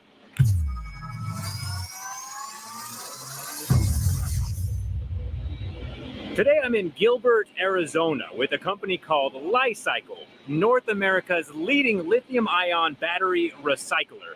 They can do the small batteries, but they specialize in the super large EV battery packs. And the process is fascinating. A lot of the batteries you see here on the conveyor belt are intact, but Li-Cycle does take burn, damage, and recalled batteries. Basically, batteries in any state can be recycled using this process. Among our selection of batteries today, it looks like we have cell phone batteries, laptop batteries, tool batteries, even some power banks. The biggest battery of all, of course, though, is the electric car battery sitting right here on the conveyor. Electric car batteries weigh thousands of pounds. Getting them up and onto the conveyor is a job all by itself. So to prep you for what's happening here, we have the EV battery pack going up the conveyor belt to this funnel right here. The entire funnel, you know, the whole tower, is full of a proprietary liquid with a massive submerged industrial shredder at the bottom.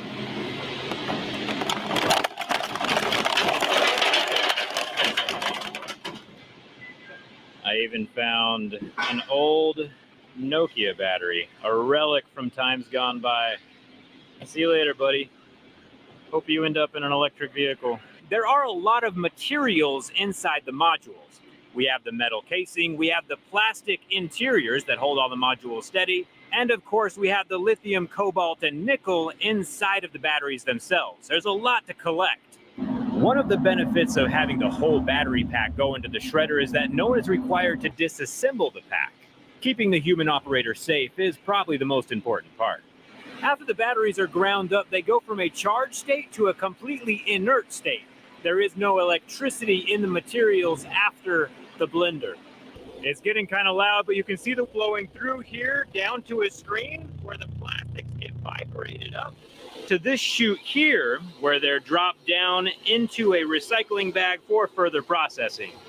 But you're probably not here to see how the plastic is separated from the battery. We're here to see what happens to the lithium, the cobalt, and the other precious metals. After the electric vehicle battery is dropped into the shredder, it gets ground up into small metal flakes, which sink to the bottom of the tank and get conveyored up and out of the liquid like you're seeing here. Coming out of the vibrator, we have aluminum, steel, and copper, and sometimes even some sweet metals that come off the circuit boards, like gold, platinum, and palladium, all collected in bags to be recycled later. With how valuable and useful these internal materials are, no one should be throwing them in a landfill. The way the cobalt and lithium are extracted from that proprietary liquid inside the shredder machine is with something called a filter press. The metal-rich liquid is pumped into the large blue press, and that proprietary liquid is hydraulically squeezed out, leaving behind something called black mass on each of the individual filters. The black mass is what's falling down the chute as each of the filters are shaken, and is what contains all of our coveted elements. The black mass has been valuable enough to be called the new gold. It really is the most valuable part of this entire process and what Li-Cycle is after. It's a vital ingredient in making new batteries. One of the coolest parts about this system is while they are using a ton of water inside, it is a closed loop system and none of that water ever leaves. It's not used up in any of the reactions. There's also no air pollutants in a traditional sense since nothing's being burned. After the batteries have been shredded, sorted, filtered, and pressed, we're left with these three commodities here. We have the middle bag, which is full of plastics that came from floating off the top of the liquid.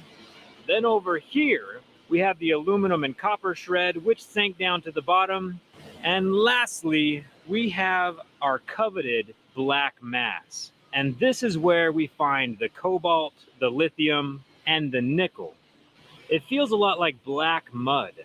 The elemental metals can be infinitely recycled, and 95% of the batteries that go through this system are collected in one of these three bags. Lithium batteries are extremely recyclable, and Li-Cycle's doing it right here in Arizona. It's like a bunch of forbidden chocolate. The batteries are collected here in the United States, recycled here in the United States, and probably made into brand new batteries using this right here in the United States. Super fun seeing this process. I do have to fly home though, so I'm not taking this with me. Right here in Arizona is an above-ground lithium mine that's processing batteries instead of earth. It generates 70% less emissions recycling and reusing the battery than it would be if we were mining it straight from the earth the first time around. This Li-Cycle spoke in Arizona has the ability to process up to 18,000 tons worth of lithium-ion battery material every single year. The black mass will go onto Li-Cycle's Rochester hub facility in New York, which is currently under construction. The black mass gets processed right back into valuable battery-grade materials like lithium carbonate, nickel sulfate, and cobalt sulfate. Hit that subscribe button if you want to see how that happens. The Rochester hub is expected to be the largest source of recycled lithium carbonate in North America. At this point in the video, you're probably asking yourself, hey Jerry, But what am I supposed to do with my drawer full of old cell phones and batteries I haven't recycled yet? And I have the answer for you. 89% of the population here in the United States lives within 10 miles of a call to recycle drop-off location.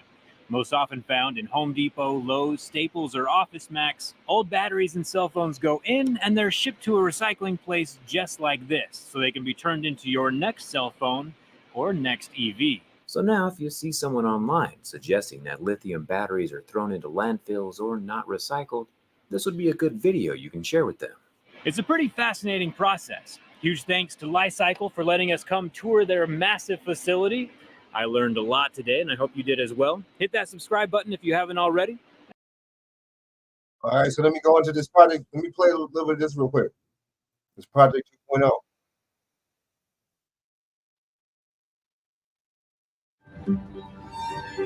There has been a noticeable shift in the forecast track. Forecasters say this storm could be one of the strongest ever to hit the Tampa Bay region. Phoenix is now a Category 5 hurricane. It is a historic storm and unfortunately making a beeline right now for our area.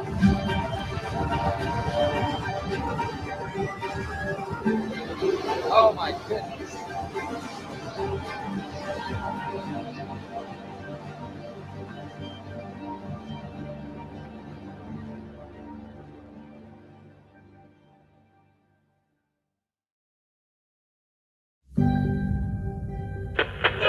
And we have Category 1 Hurricane Phoenix just south of Jamaica now.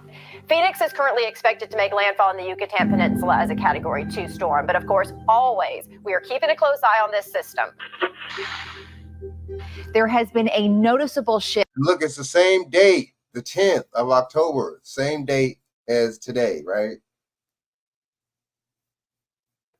Did y'all notice? That's kind of weird. Shift in the forecast track from the NHC overnight, which now brings Phoenix into our viewing area, possibly as a strong hurricane. Now is the time to begin those preparations, folks. We have breaking news this morning if you're just joining us. The National Hurricane Center has upgraded our entire viewing area to a hurricane warning as Hurricane Phoenix is projected to make landfall as a major hurricane. How would they predict it? You know what I'm saying? How would they predict this kind of a storm and then it happened in 2024 in Florida, right? Milton, one of the governors of the state before was, his name was Milton, right?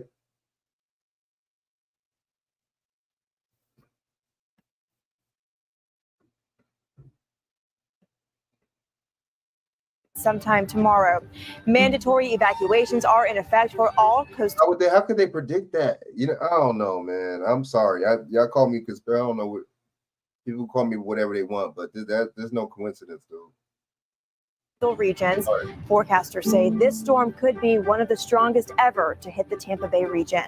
We cannot stress enough how crucial it is that you finish your storm preparations tonight.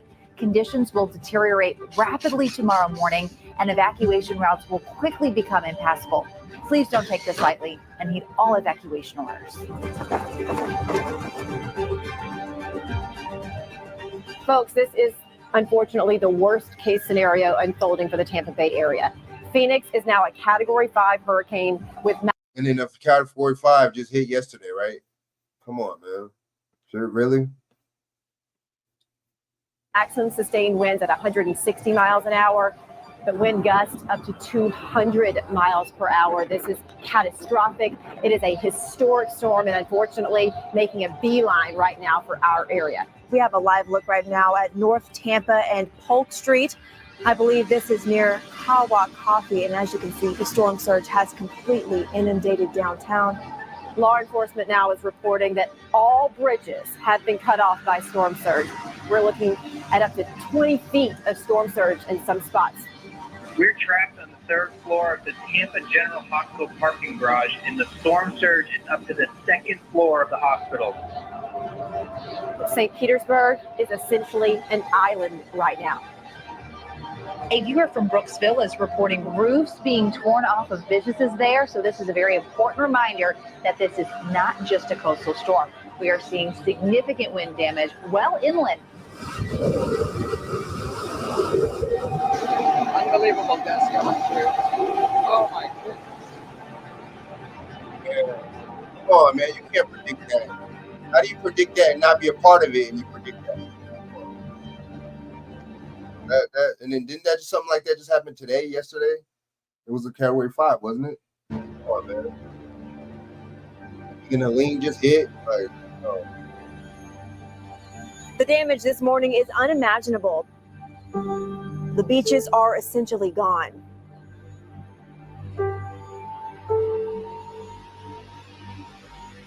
The Howard Franklin Bridge is completely destroyed. I've never seen anything like this. Officials are scrambling to clean up debris from local airports in order for supply. Why would you even predict something like that? You know what I'm saying? Why that is? I'm telling you, man. That's like why would that's like you know, from a spiritual people that's invoking something that's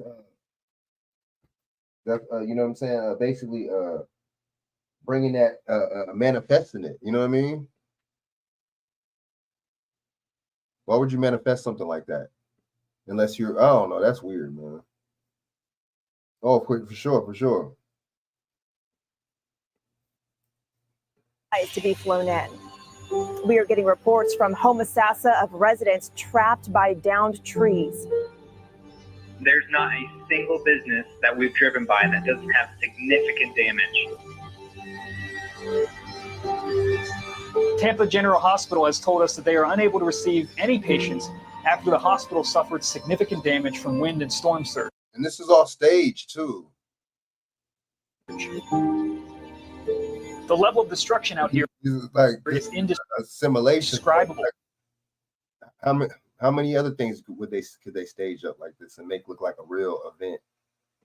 It's going to be a very long road to recovery for the Tampa Bay area. Definitely, definitely.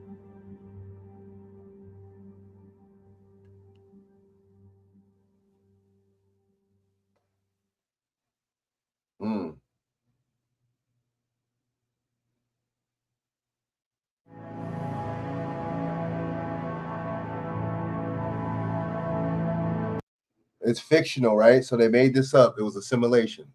How many other simulations like this do they make up? Oh, interesting. October 10th. Oh, today's October 10th. Didn't what's his name just hit? Didn't Milton just hit? Oh, okay, right. We'll play too much.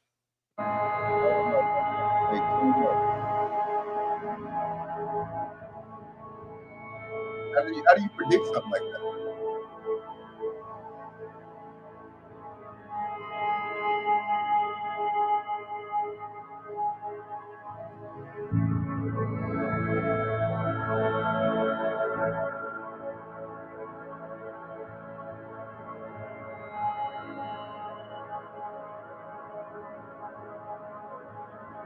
I'm gonna play a little bit more of this.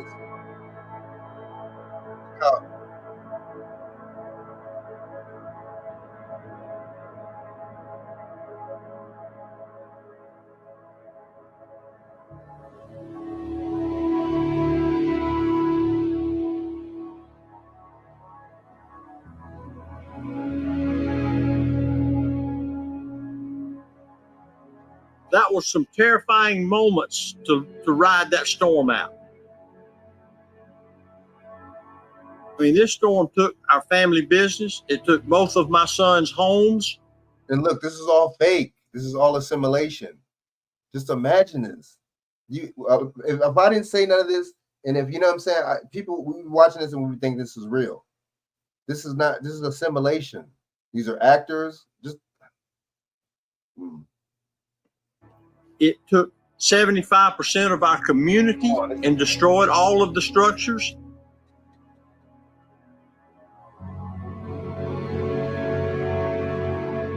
No other city experienced anything like ours as far as devastation. It was a terrible, terrible sight. Remember, my home and all the landmarks that I'm accustomed to referring people to, Miss Sue's house with the blue roof, John's house with the birdhouse, they were all gone. There were no landmarks. I mean, this is our livelihood. This is how we make a living. This is what we do every day. We come to work. And Michael's got it strode all over the ground, and so there were some. I mean, those are tough feelings when you're in your 70s to see that. You've worked all your life for that. I was crying on other people's shoulders just like they were crying on mine. I had some emotional issues that I just had to sort out. And I just had to sort of regroup. I had to pull back and I mean, when I say I withdrew, I did. I went literally either in my truck or in my bedroom or I had to gather my thoughts before I could even approach anybody. And I mean, even my sons. I mean, they were devastated. But the majority of the mom and pop business people, to me, they're the salt of the community. They're the backbone of a community. The people of this town are remarkable. We helped hunt for pictures or baby shoes or anything that people were trying to find. It just gave us a sense of togetherness that was sort of gave me some peace. Yeah, we lost a lot of things, but the best thing we can do is get busy, focus on putting our business back together, and that's exactly what we did. They gathered what they could, stored that away, and started making plans to get back to work.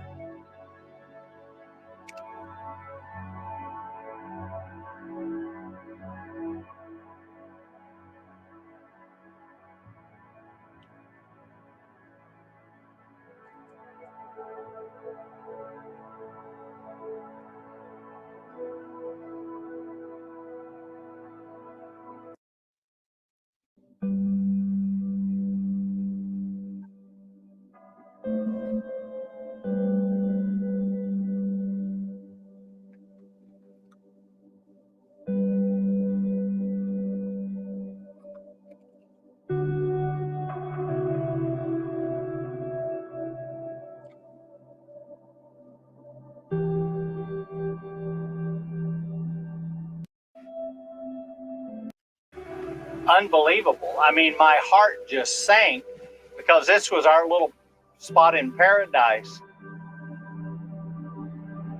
I worked my way to the canal here where I kept my boat, and the canal was so full of debris, you could barely see that there was water in the canal. Off to my right, there were two boats sitting up on the hill here in the road. And there was another boat behind us that was pushed all the way almost to Highway 98.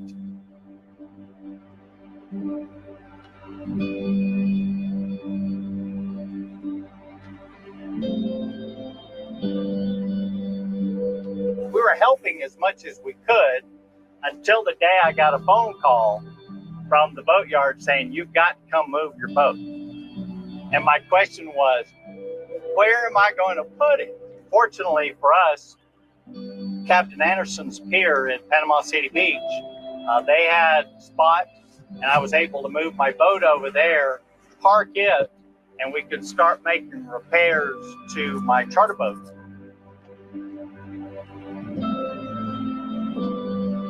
So as a small business owner. Sorry about that. My bad, I'm rude. So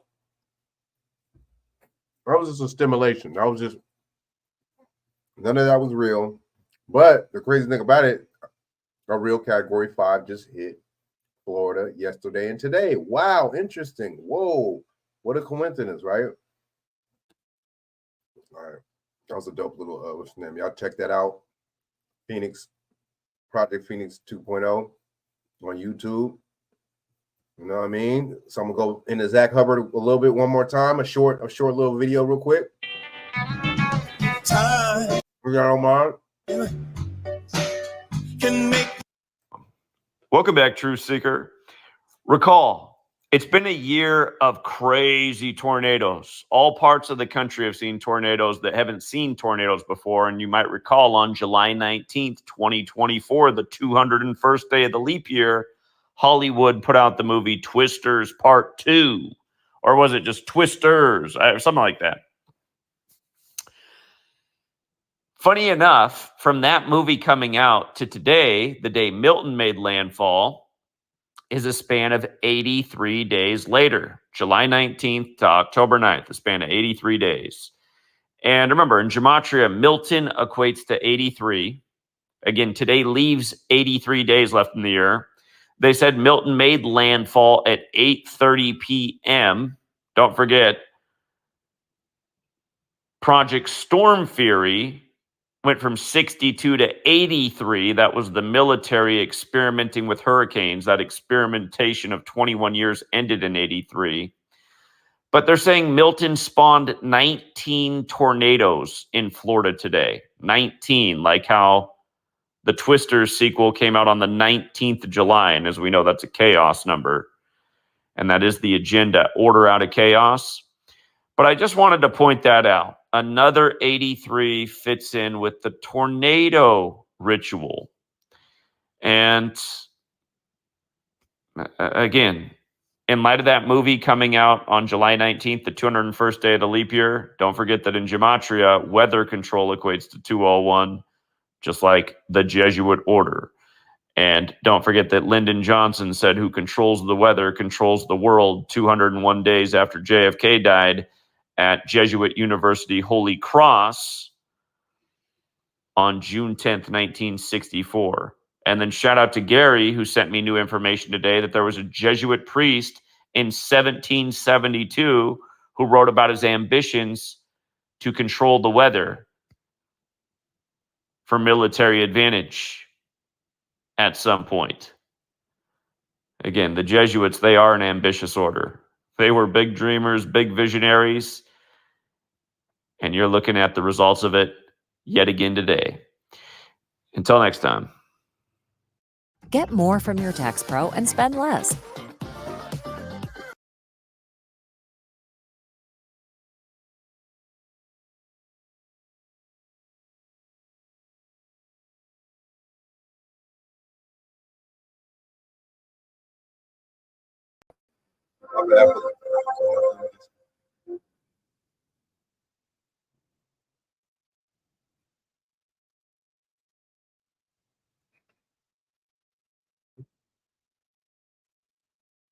Sorry about that.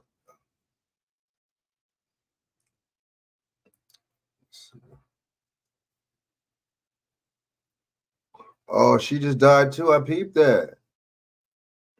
Hold on. Mother has passed away at 91 from Alzheimer's disease. And that's happened 7 days after her 91st birthday. What stands out about her cause of death is that today is the 281st day of the leap year, the day of her passing. And in gematria, Alzheimer's disease equates to 281. Keep in mind, she's dead on 10/7, 107. In gematria, ritual sacrifice equates to 107. And we all know what happened to her daughter on the 42nd day of the year. Again, if you're new here, the practice of coding numbers into words is known as gematria, comes from Kabbalah.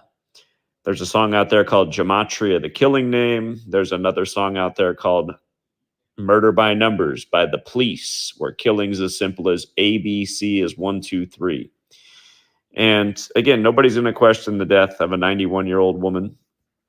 But there couldn't be a more perfect day of the year to die from Alzheimer's disease. Again, that cause of death equates to 281, and October 7th in a leap year is the 281st day.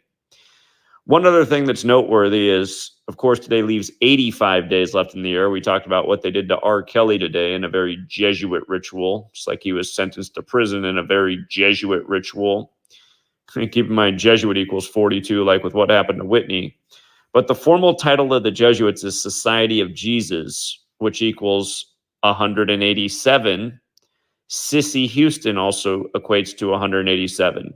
Today leaves 85 days left in the year. The Jesuit motto, Isus hominum salvator, equates to 85. Remember, the big way, it equates to 274. Like today was the 274th day of R. Kelly's age. Same day as her passing. But the small way, if you write out the Society of Jesus, it equates to 91, matching her age of death. So anyhow, I'll look more into this, but for now, that's the cell phone decode. All right, let me see. Bam. Were you born between 19... fair use 1976 under the Copyright Act. This gives me allowance to report on this for commentary and educational purposes. All right. 79 and 1989. If so, you can get $750 to spend at Aldi completely. Significant consequence. Nice. And as vice president, there wasn't a single thing that I did that she couldn't do. And before we talk about policy, can you briefly explain, because I think sometimes there's misconceptions of the power of the president or the power of the vice president. Explain how a bill becomes a law. Okay. I believe that the best way the system works is when the power is with the people. That's not what you believe. He asked you how a bill becomes a law specifically. He didn't say what you believe. You know what I believe in? I believe in not going to work, sitting in my drawers all day, eating fucking bonbons, watching fucking YouTube. That's what I believe in doing all day. But that's not possible. It doesn't work like that. You know what I'm saying? A lot of people believe in, I don't know, going to the shooting range and going fishing every fucking weekend. But they can't do it. You know what I'm saying? Motherfuckers want to do what they want to do, but that's not reality. I believe in, some people believe in Buddha. Some people believe in Allah. Some people believe in Jesus. What is she talking about? Beliefs is not facts. It's not truth. This lady, is she a spoof? Is this just straight up like Saturday Night Live type in living color? You know what I mean? I just don't take this lady seriously, man. I can't. It's just like it's an else. One interesting way the Kamala Internet Defense Team tried to skirt accountability and responsibility is to say, well, everything that went bad over the last 4 years is not Kamala's fault because she was only the vice president. And you know, us regular citizens are too dumb to know what a VP is. In the same breath, they say she deserves credit for all the great things. You know, do y'all know she was the border czar, right? Okay, he appointed her. I never even heard of no border czar before. And then two, you know, the vice president is the president of the Senate. You know how much power that is? Y'all know how much power that is? Just like the speaker is the power has control of the House, right?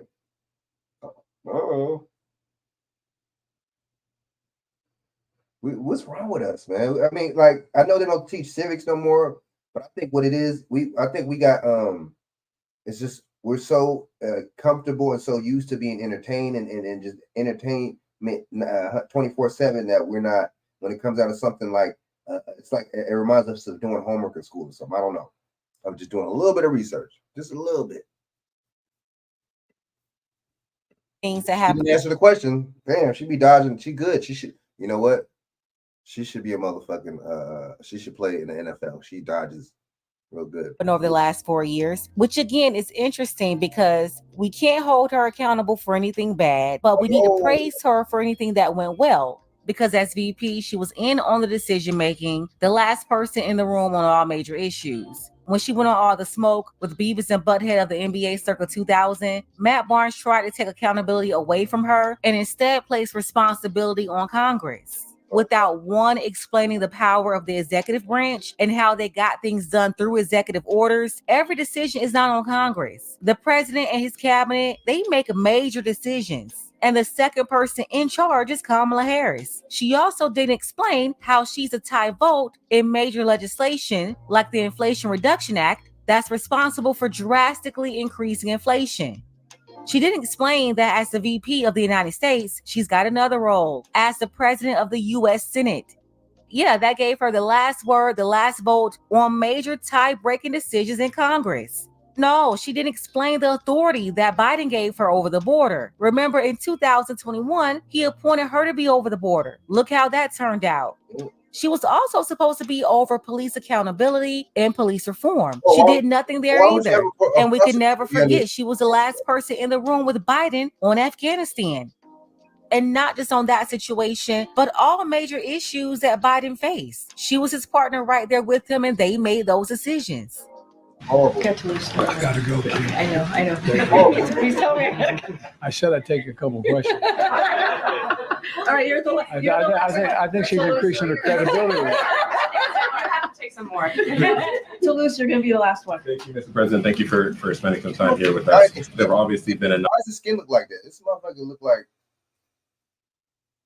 when the Oompa Loompa. Remember that the color of the Oompa Loompas in the Willy Wonka, right?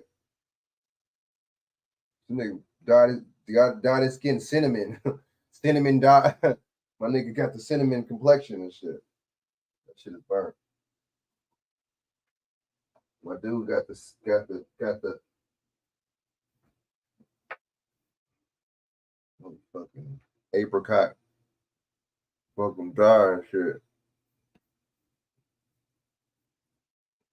Still looks like a fool, man. How are they changing him? How is him and Trump changing colors like this, bro? It's like, is this what when these people look like this, when they look like them get older, how they change colors like that? Number of crises that the country has been facing over the past several days with the hurricane, with the port strike, with the situation in the Middle East. Can you talk about how your vice president, who is running for the presidency, has worked on these crises and what role she has played over the past several days? Well, I'm in constant contact with her. She's aware we're singing from the same song sheet. She helped pass all the laws that are being employed now. She was a major player in everything we've done, including passage of legislation which we were told we could never pass. And so she's been, and her staff is interlocked with mine in terms of all the things we're doing.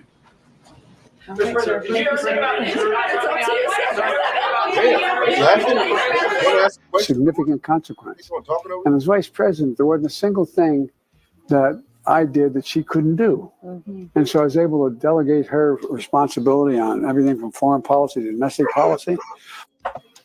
Well, if anything, would you have done something differently than President Biden during the past 4 years? There is not a thing that comes to mind in terms of, and I've been a part of most of the decisions that have had impact. The Inflation Reduction Act. And that right there was probably the most damn. The Inflation Reduction Act was the worst. That was the worst.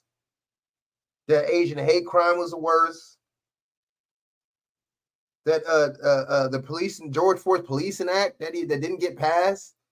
What was the other one? The Emmett Till lynch, the anti-lynching didn't have nothing to do with no lynching. I don't know. But when real people was actually getting lynched, nothing happened, right? Very interesting.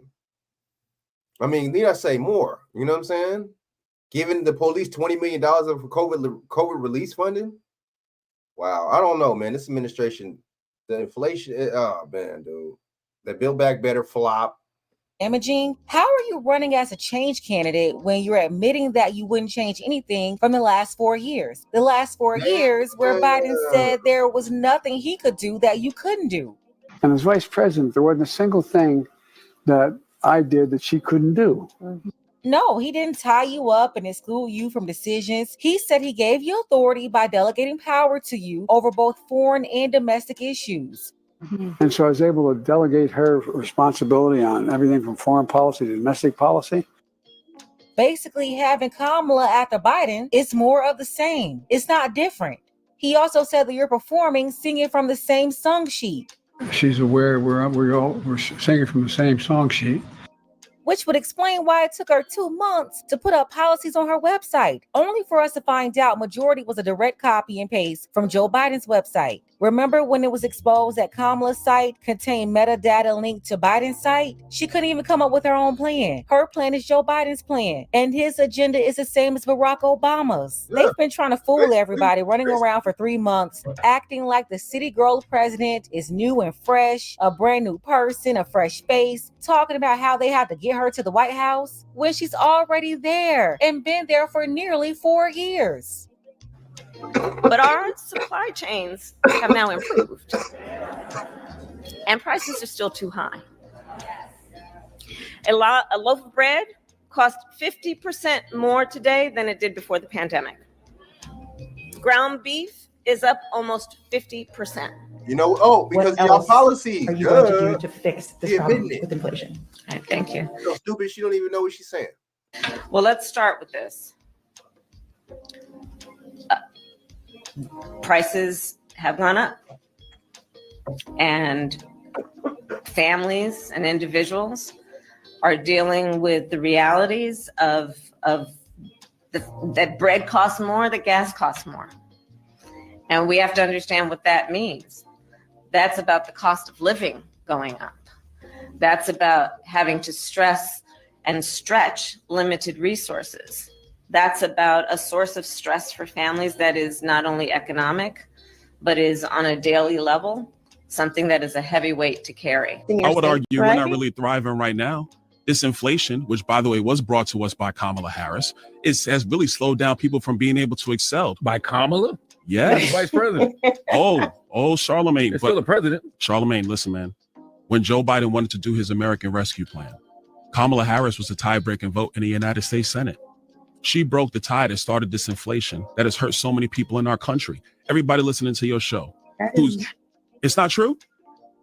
First of all, it's you sure you want to go there? Tie-breaking vote. You sure you want to go there? Go outside, Congressman, when you go outside. You sure you want to go there? Okay. What's his name? Got black. He got black when he went on that show. Okay, let's go there. You had it. He got notes. He got notes, Angela. Right? Black when because he don't act like that when he be on the white shows in front of the white people. He do not talk like that. Let's keep it funky. Let's keep it all the way funky. I'm talking about you want to go there, but he right. I don't like Angela Rye. I can't stand the Breakfast Club. None of these people. I can't stand it. It's just fake. It's just y'all just stick to music and stick to music politics. Stick to entertainment politics. Stick to that. That's when a motherfucker want to hear some gossip. We'll go to you and the fake African gossip and shade room and all that. But other than that, if I wanted to talk and hear about politics, I'm not going to go to no Charlemagne. I'm not going to go to no Angela Rye with a tomato on the side. You know what I'm saying?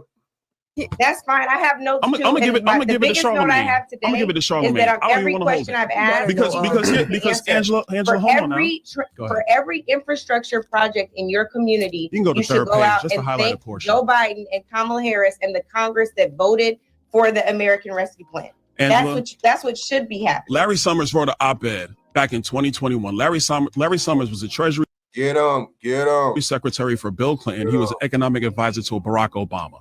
He said that the American Rescue Plan that Joe Biden wanted, that Kamala Harris was the tie-breaking vote in the United States Senate, would create a massive inflation that we have not seen in a generation. Well, guess what? Larry Summers was correct. You know who also was correct, Angela? I was, because I was in the budget committee when they brought the bill. And I said in that committee, it's going to cause massive inflation. That's what happened. So the problem we have in our economy today is that prices have gone up massively. Wages adjusted for inflation is down. People's pocketbooks are hurting. But we have a presidential election in 40 days. So, and I'm gonna ask Envy this question. Envy, you're in the housing business as well. I know because I listen to the show. Interviewed. No, I'm just asking them a question. Chill, Angela. So I listen to the show. I know you do a lot of business in housing. These motherfuckers get emotional over motherfuckers they don't even know. You don't know Kamala like that to be acting. Motherfuckers are weird, dude. I think motherfuckers be cosplaying through these people. I think we want to live vicariously through these politicians. Since she's a so-called black woman, sister girl, you know what I'm saying? These females want to live vicariously. That's not you. You're not Kamala Harris, though. You know what I'm saying? That don't reflect you. She's Indian. So Indian lady, Brahmin, high-class Indian lady.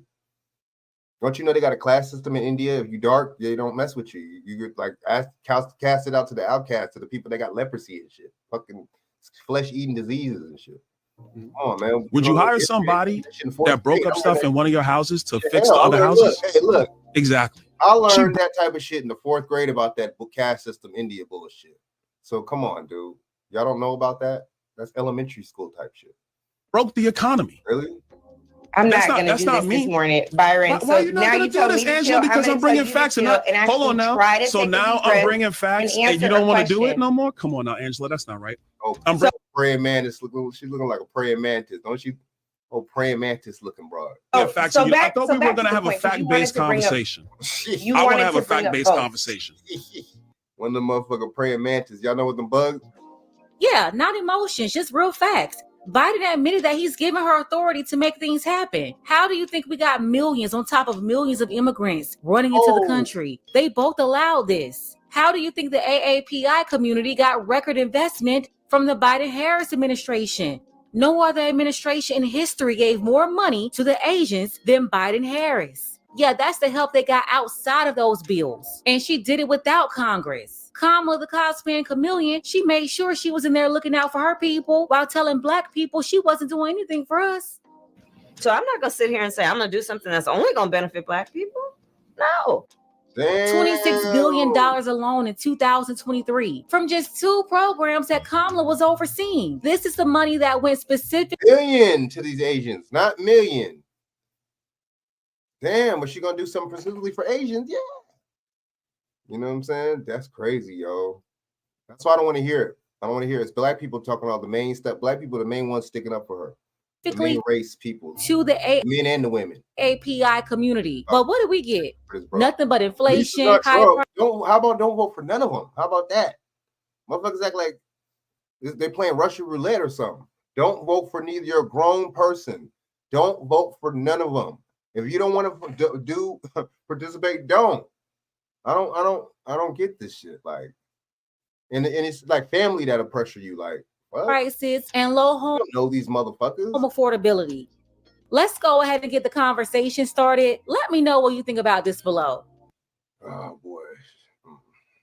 All right, so our people are just too weird, dude. We can't live through people. It doesn't work like that. You live through yourself. You live through your ancestors. That's who you live through, and then you carry on legacy, and your kids, whoever lived through you. That's how that works. It doesn't work. Live through what? Celebrities and shit. What? That's crazy, man. Something's wrong with us, man. I'm not even lying, man. I'm not lying. Something is wrong with us. Straight up. Not us, anybody on this feed, but just people that we know and shit. Family, Trump. And what the fuck does Trump got to do with any of this? We talking about them, their policies, what they're not doing. Grown people, you know what grown people do? They said, you know what? I fucked up, my bad. Damn, I fucked up. I should have made a better choice. That's what grown people do. That separates you from children. Children don't hold themselves accountable. They don't take accountability. They don't know responsibility. They don't take responsibility for action. That's what kids do. What's wrong with people, man? I don't know, man. All right, so we crazy, dude. We're not, but you know what I'm saying? Come on. And but see, the thing is, if you don't want to vote for either one, you just put somebody else, you know what I'm saying, on the ballot. If you do that. Like, motherfuckers act like there's no other choice. Like, that lets you know how brainwashed we are. The lesser of two evils. Okay, so I'm good with evil. Okay. Niggas is cool with evil. Come on, man. That don't make no sense.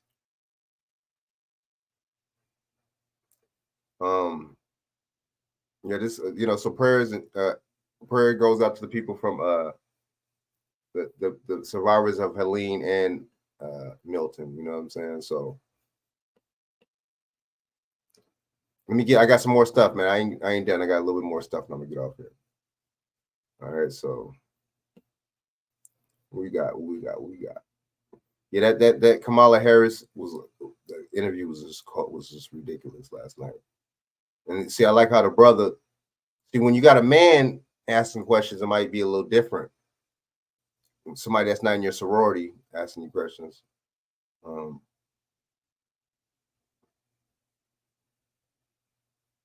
Let's see what these fucking people are talking about. Just ridiculous. You know what I mean? Just ridiculous type stuff that people are really ridiculous.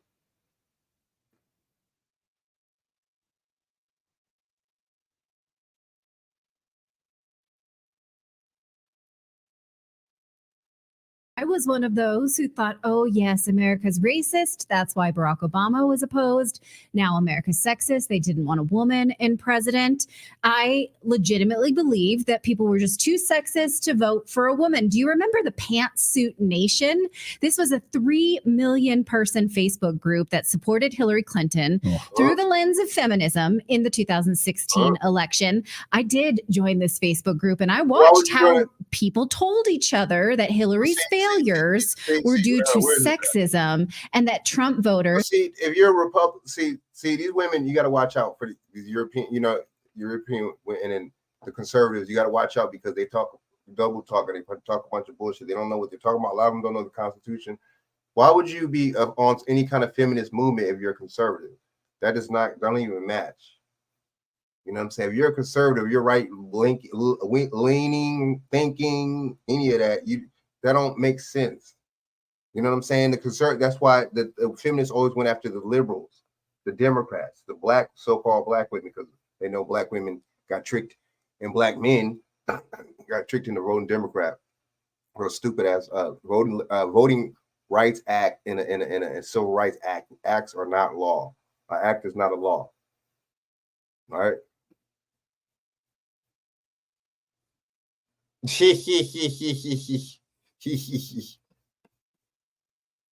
But why would she's just saying that, man? If you're a Republican or conservative, would be with any feminine, even a black conservative female wouldn't even be with any kind of feminism ideology. No. Were super ignorant. Well, that narrative is now at play for. Hell, you don't even got to be a conservative or a liberal. If you got any damn kind of common sense, you would see through that that feminism shit. Kamala Harris, the Pantsuit Nation Facebook group shut down in 2023, but they're back, you guys. They are geared up. Oh, I just joined it. For Kamala Harris's pantsuits. I just signed up for Kamala Harris's Pantsuit Nation. Well, you have to sort of authenticate yourself in this Facebook group and say that you're going to be kind and you love joy. I love joy. And you're from a middle-class family. I'm from a middle-class family. I love joy. We should start I love pantsuits. The pantsuits for white dudes movement. Well, white suits, that's was Disco Fever. That's done. That's not an original. Okay. So anyone who isn't motivated by these pantsuit ladies is apparently a sexist or a white male misogynist. If you don't buy Kamala Harris as this brilliant and deserving candidate, you're a sexist. Here's MSNBC saying so. Damn. I think how do they get away with saying stuff like that? But see, I think the people that they be interviewing too, it's all staged. It'd be staged little rebuttals, it'd be staged little debates, all this on here. That should be staged. That don't be real. Down on doing more interviews and serious interviews, because what I'm hearing from Democratic and Republican business people and a lot of men, and she's got such a big problem with men. I think there's an undercount of the Trump vote. I think there's misogynation in all of this, black and white men. Big problem, but also the business world. You can't speak for black men. They don't think she is serious. They don't. See. How you gonna speak for black men? This lady don't got no black friends. Don't be around black people like that. I'm not talking about data or something like that you're getting from some kind of data bank that MSNBC is getting from. I'm not talking about that. I'm talking about you specifically. You know black men. It's crazy because not a lot, but there's certain black men that I met that was for her. There's a lot of certain black dudes I seen on shit. Look at all these black so-called celebrities and all these black whack-ass outdated rappers that are pushing her.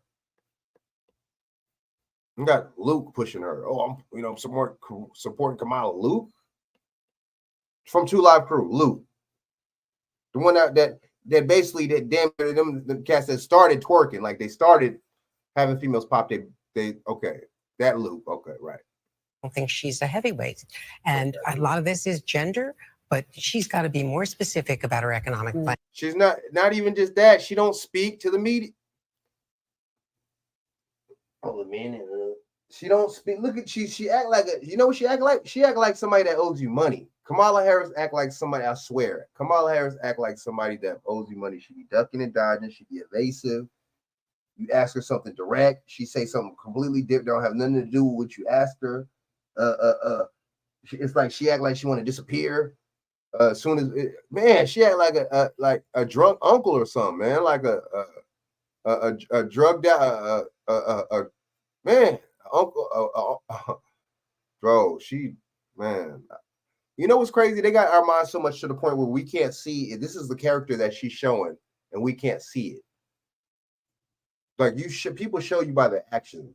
So how she's acting, we don't see through that. We just see what the mainstream media is portraying and telling us how she is. It's interesting. I think the new truth is the lie, and the lie is the new truth. Did you hear that? To Andrea's point, the gender divide is just so significant. You see the extent to which Harris is winning with women and that Trump is winning with men. It's huge. It's the largest war in modern history. Yes. It seems to be getting. But see, y'all saying that, but then didn't Trump supposedly didn't Hillary Clinton lose to Trump in 2016? Didn't supposedly a influx of white women did not vote for Hillary Clinton? Come on, dude. Bigger with time. For people who know who they're going to wait for, we know like 80% of registered voters are kind of baked in, right? It's the latest PBS News poll now shows some 20% of folks say they're swayable in some way. 15% say, I think I know who I'm voting for, but I might change my mind. 5% so I don't know who I'm voting for. But I think with the things they're looking for at this stage of the game, there's no one big event, right, that's going to change people's minds one way or the other. It comes down to the issues. Yeah. All right. So it's you know how white men and black men, you're misogynistic against Kamala. Like if you're a white man, you're a black man out there, it's your misogyny which is hurting America right now because you won't vote for Kamala. Right. You know how disappointed I'd be in myself if I wrote that segment and had to go home at the end of the day and just realize that I wrote that.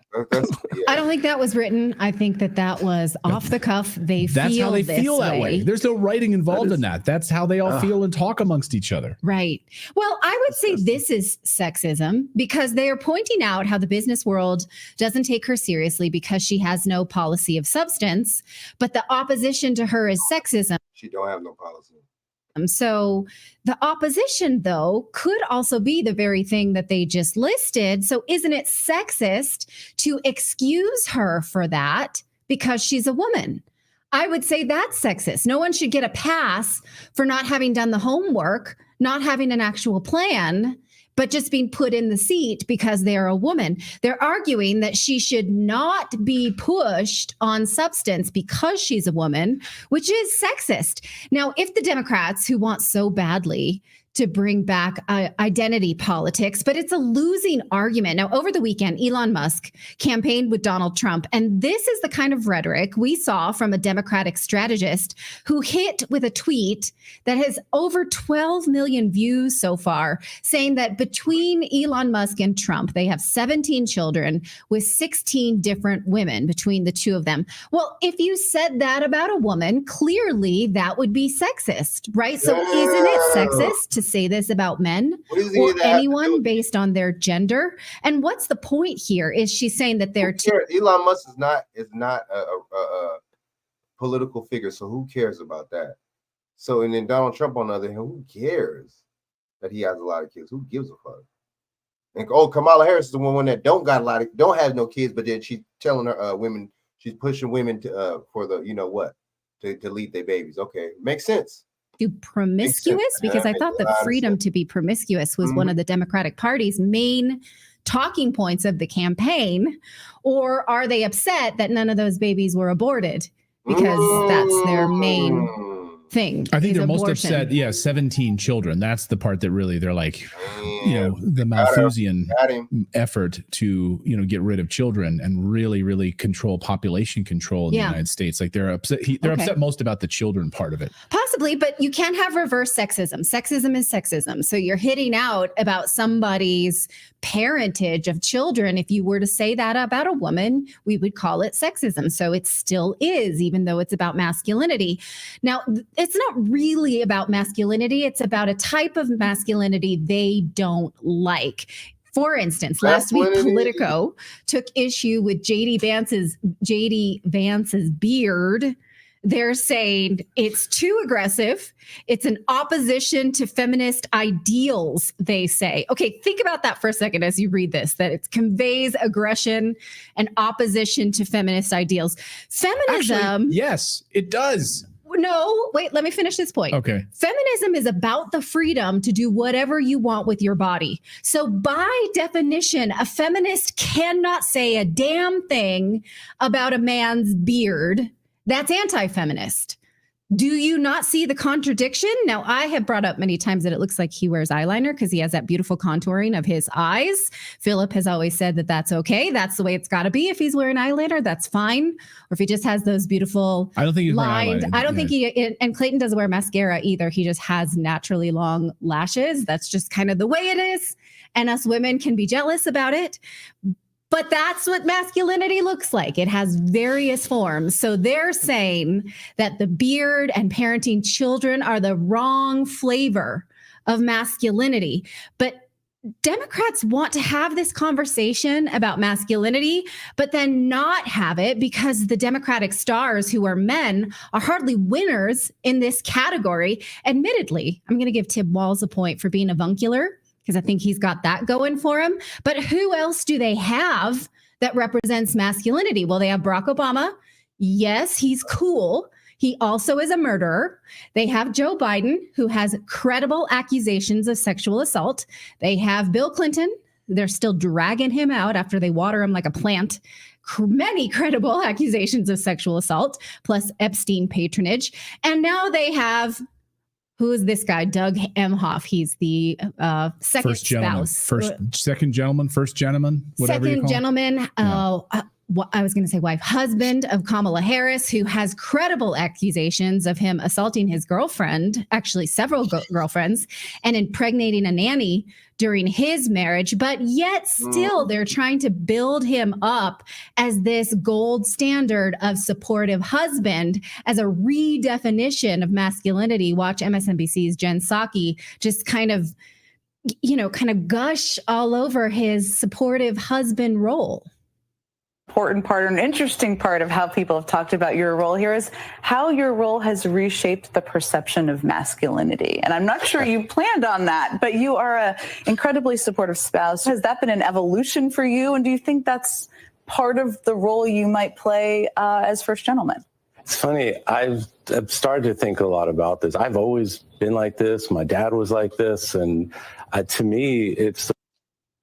Has he always been like that? Because now some of his ex-girlfriends are saying that when they spoke to other men, he slapped them in public several times. There are several accounts of this, and people who have actually told their friends, their corroborated accounts, that he has done this. So the Harris campaign has said nothing about this. They will not even address it. Now, at least when Access Hollywood released the tapes of Donald Trump and the grab him by the P word tapes, he tried to explain it as locker room talk. He was forced to give an explanation. Whether you buy that or not, at least it was addressing the issue. So am I saying that Republicans are model masculine archetypes? Of course not. Lots of problematic dudes on the Republican side. Off the cuff, I think of Lindsey Graham. Marco Rubio, warmongers, right? They're not much better. My point is that making this election about gender representation is stupid and a game that neither side should play. Everyone loses that game because it's not a major issue that Americans care about. I was distracted by this. I said many times about Hillary's gender, and I missed her murderous record. So I don't want to talk about gender anymore. I'm only bringing it up because they're talking about it, and it's stupid, and they have skeletons in their closets. Go ahead, David. And what a smack in the face to all the women with beards. Right. I mean, it's 2024. Yeah. Right. I was just in Portland and I saw a lot of that. A lot of beards. Oh my god. It's anti-feminist. Yeah. I mean, it was like Portland, Oregon was like a whole other universe. I mean, it was like, well, do you want a bad political package in a good representation package? You know what I'm saying? Like, she has no policies. She hadn't done much during the last 4 years, but she represents minority groups and liberal states. And so do you want it, right? Democrats will lose this conversation because they are conveniently ignoring their own problematic representation when the bigger issues are obvious: the economy, border security and funding foreign wars and foreign security. That's literally it. So let me know if you think there's anything here worth talking about masculinity and how it's really the masculine, the toxic masculine that won't allow men to vote for Kamala Harris. Do you see that? Tell me where you see that, if you see that, or is that just something that MSNBC can nod and say to each other and believe as they walk off set in their super ugly shoes?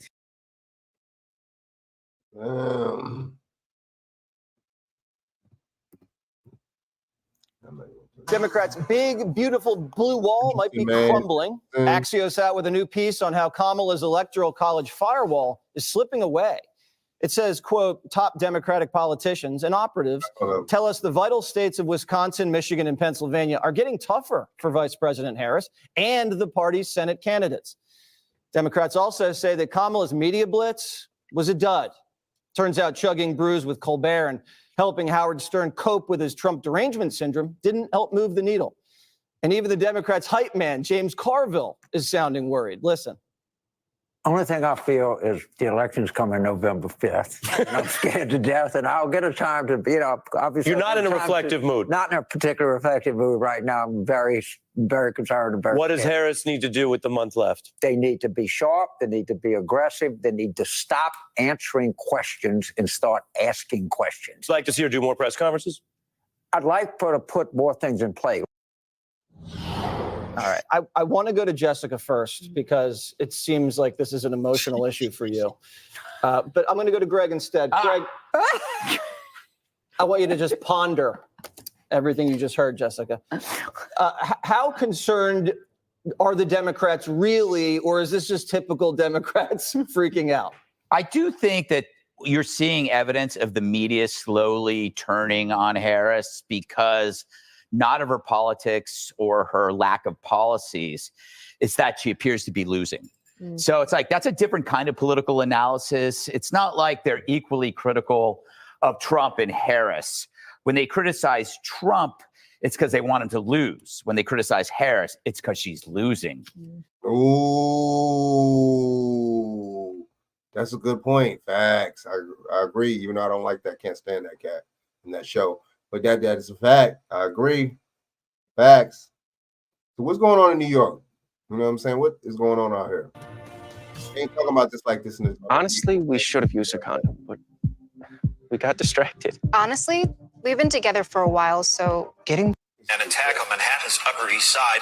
The At least they're advertising condoms instead of abortion. New York's former governor, David Patterson, the NYPD releasing these images overnight of the 5 suspects in the attack. Police say they are believed to be teenagers. So an altercation took place between a gang of teenagers and a former governor of New York right outside. How are you showing their pictures of the...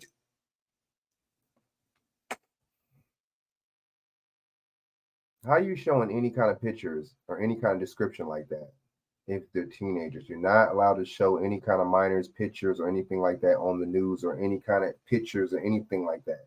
You're not supposed to do that unless you have parents' permission. Man, let's go. This is, I don't know about this. Let's go. McDonald's. And while gang violence has been a growing problem here for months, things may be approaching the point of no return. Because if a former governor can't walk down the streets here safely, what chance do the rest of us have? Police are searching for several suspects who they say... Is this a psyop? And this just happened, the governor just happened to be just walking right down the street when these motherfuckers... All right, let's go. Assaulted former New York Governor David Patterson and his son. Former. He's not the governor no more. Why are they calling him the governor? He's not the governor no more. Let's go. Let's keep playing this now. Hearing from Scotty lie. Oh, the governor. You mean, why didn't y'all say the former governor from the start? Police that the former governor was out here with his stepson and they were walking their dog when they got attacked. You notice that there's one woman and it appears to be 4 other males there. Maybe they didn't know who he was, but even still, it's wrong to just attack innocent people. I think it's awful. I mean, this is ridiculous. You know, there's got to be better. The number of teen girls using guns is growing, and now female crime fighters are working to bring them to justice and turn their lives around. What's going on here? I love you, babe. Some of them are afraid. Some of them are forced to do it. Some of them just, are curious. They like the bad boys, so they want to run in the... I agree. those circles to see what it's like. They may not necessarily be like that, but it's too late once you get caught up in it. A lot of people are questioning what happened, why those people would do this. But again, police are telling us they're looking for Where the fuck the parents at and all this shit? for 5 people, all believed to be teenagers. They say after this attack yesterday, all 5 of them ran from the I blame scene. the parents. I blame the parents. You know, I mean, I gotta shrug my shoulders and shit. It's like, where's the parents at, man? It's like, it's weird because back in the day, in the 90s, you was held accountable to the fullest extent of everything. The parent, man, where the fuck is their parents at? Nigga, parents is gonna, their parents' parents is gonna go knock on your parents' door. How about that? Excuse me, y'all.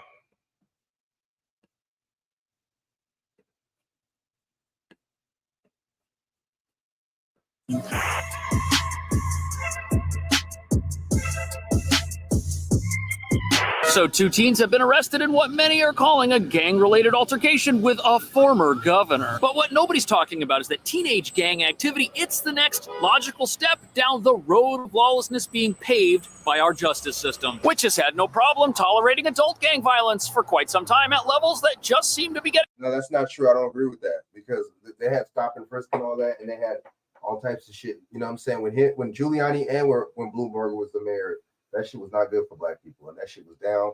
I don't agree with that. But nowadays, look at the kind of lenient laws that they got. Nigga, they got with that $900 shit, you can steal $900 worth of shit. It's not gonna be a felony, and you can fucking let you out, or they can let you get away. Come on, of course you're gonna steal. If they got stealing incentives. Oh, you can steal as long as you take this much. Come on, man. Like, people ain't gonna steal. Getting worse every single month. And not only has it recently come out that gangs are now taking over New York City's shelters that house asylum seekers, smuggling weapons and contraband inside right under the noses of humanitarian care workers, but we just had a... It's not under the noses because they don't search them. Now, I can see if they was being searched and if there was some kind of system to where, nah, they don't care. They're not vetting these people.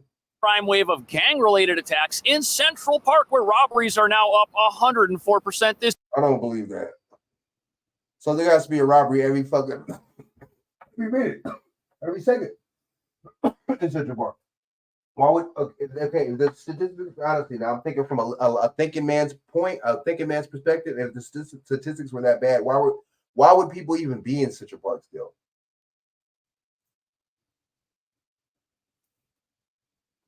And if it makes you think, if crime was that bad, why I'm not, the dumbass Democrats give you these strict ass gun laws. So where regular motherfucker can't carry a gun, a regular tax-paying everyday motherfucker can't carry a gun, and to protect itself from crime. Oh, wow.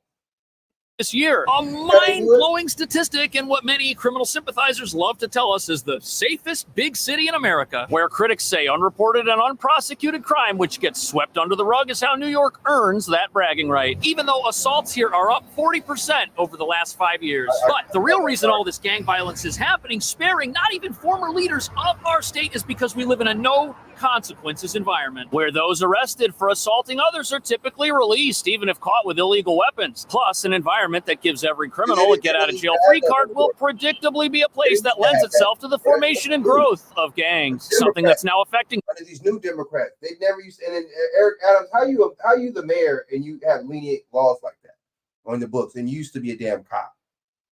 See, I'm telling you, this is all staged. The new mayor, Eric Adams, I guess just resigned. You know what I'm saying? He was a cop. He was a cop for years, and he's the mayor. Why is it so lenient? Why is the law so lenient then? Why is the law so lenient in New York then? The mayor used to be a cop and we got lenient laws?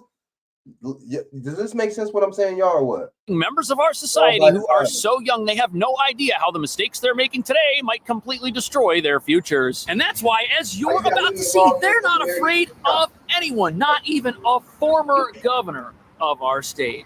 Life doesn't stop when you're getting an education. That's why Sophia offers self-paced, online, college-level courses that are designed to train.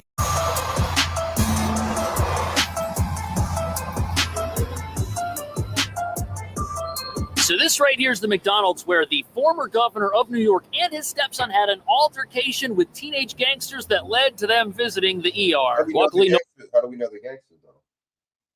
Just because they're a bunch of fucking assholes. How do you know you're from a gang? Did they say any specific gang? Did they say, were they wearing any specific colors? You know what I mean? no one was seriously injured, and everyone seems. I don't like stereotypes like that. I don't, you know what I'm saying? I don't know if they, you know what I mean? I need proof. Just because it's 4 or 5 motherfuckers together don't mean they're a gang. To be okay, but this attack raises serious safety concerns. For them attacking motherfuckers though, they motherfuckers need to go to fucking jail or something, or need to get their ass whooped. But at the same time, I don't like the stereotypes, though. You know, in the minds of average residents who aren't former. Give them some names in. But y'all over here got pictures of these motherfuckers and shit. The minors, I'm confused. Governors who think to themselves, if the law can't protect the former governor, what chance do I have? One woman with purple braids and 4 men, all believed to be in their late teens or early 20s. According to the NYPD, they're wanted for attacking former Governor David Patterson and his 20-year-old stepson when the two were walking on. So here we have images from security cameras at one of the buildings over here that show us exactly who these individuals were. Probably coincidence that it happened to be the ex-governor. Wow. Wow, okay. Damn. That's a coincidence. The security cameras right here on this deli next door. They're pointed right at the. Okay. Did it capture them on camera attacking them? What happened? Where's the camera footage? The entrance. Now, the former governor of New York, David Patterson, he's 70 years old and he is legally blind. At the time of the altercation, he was out walking his dog and he was accompanied by his 20-year-old stepson. And as you can see, we're in a pretty busy area of town. Right over here is 96th Street. You've got the fucked up Q train at 2nd Avenue. It's a busy area with lots. You see, this is the thing. The kids attacking these old elderly people. You know what I'm saying? I don't know. Back in the day, man, you had codes and some kind of something. You ain't gonna attack no elderly. You're not gonna jump on no old man or woman. I don't know about that. That's some punk shit.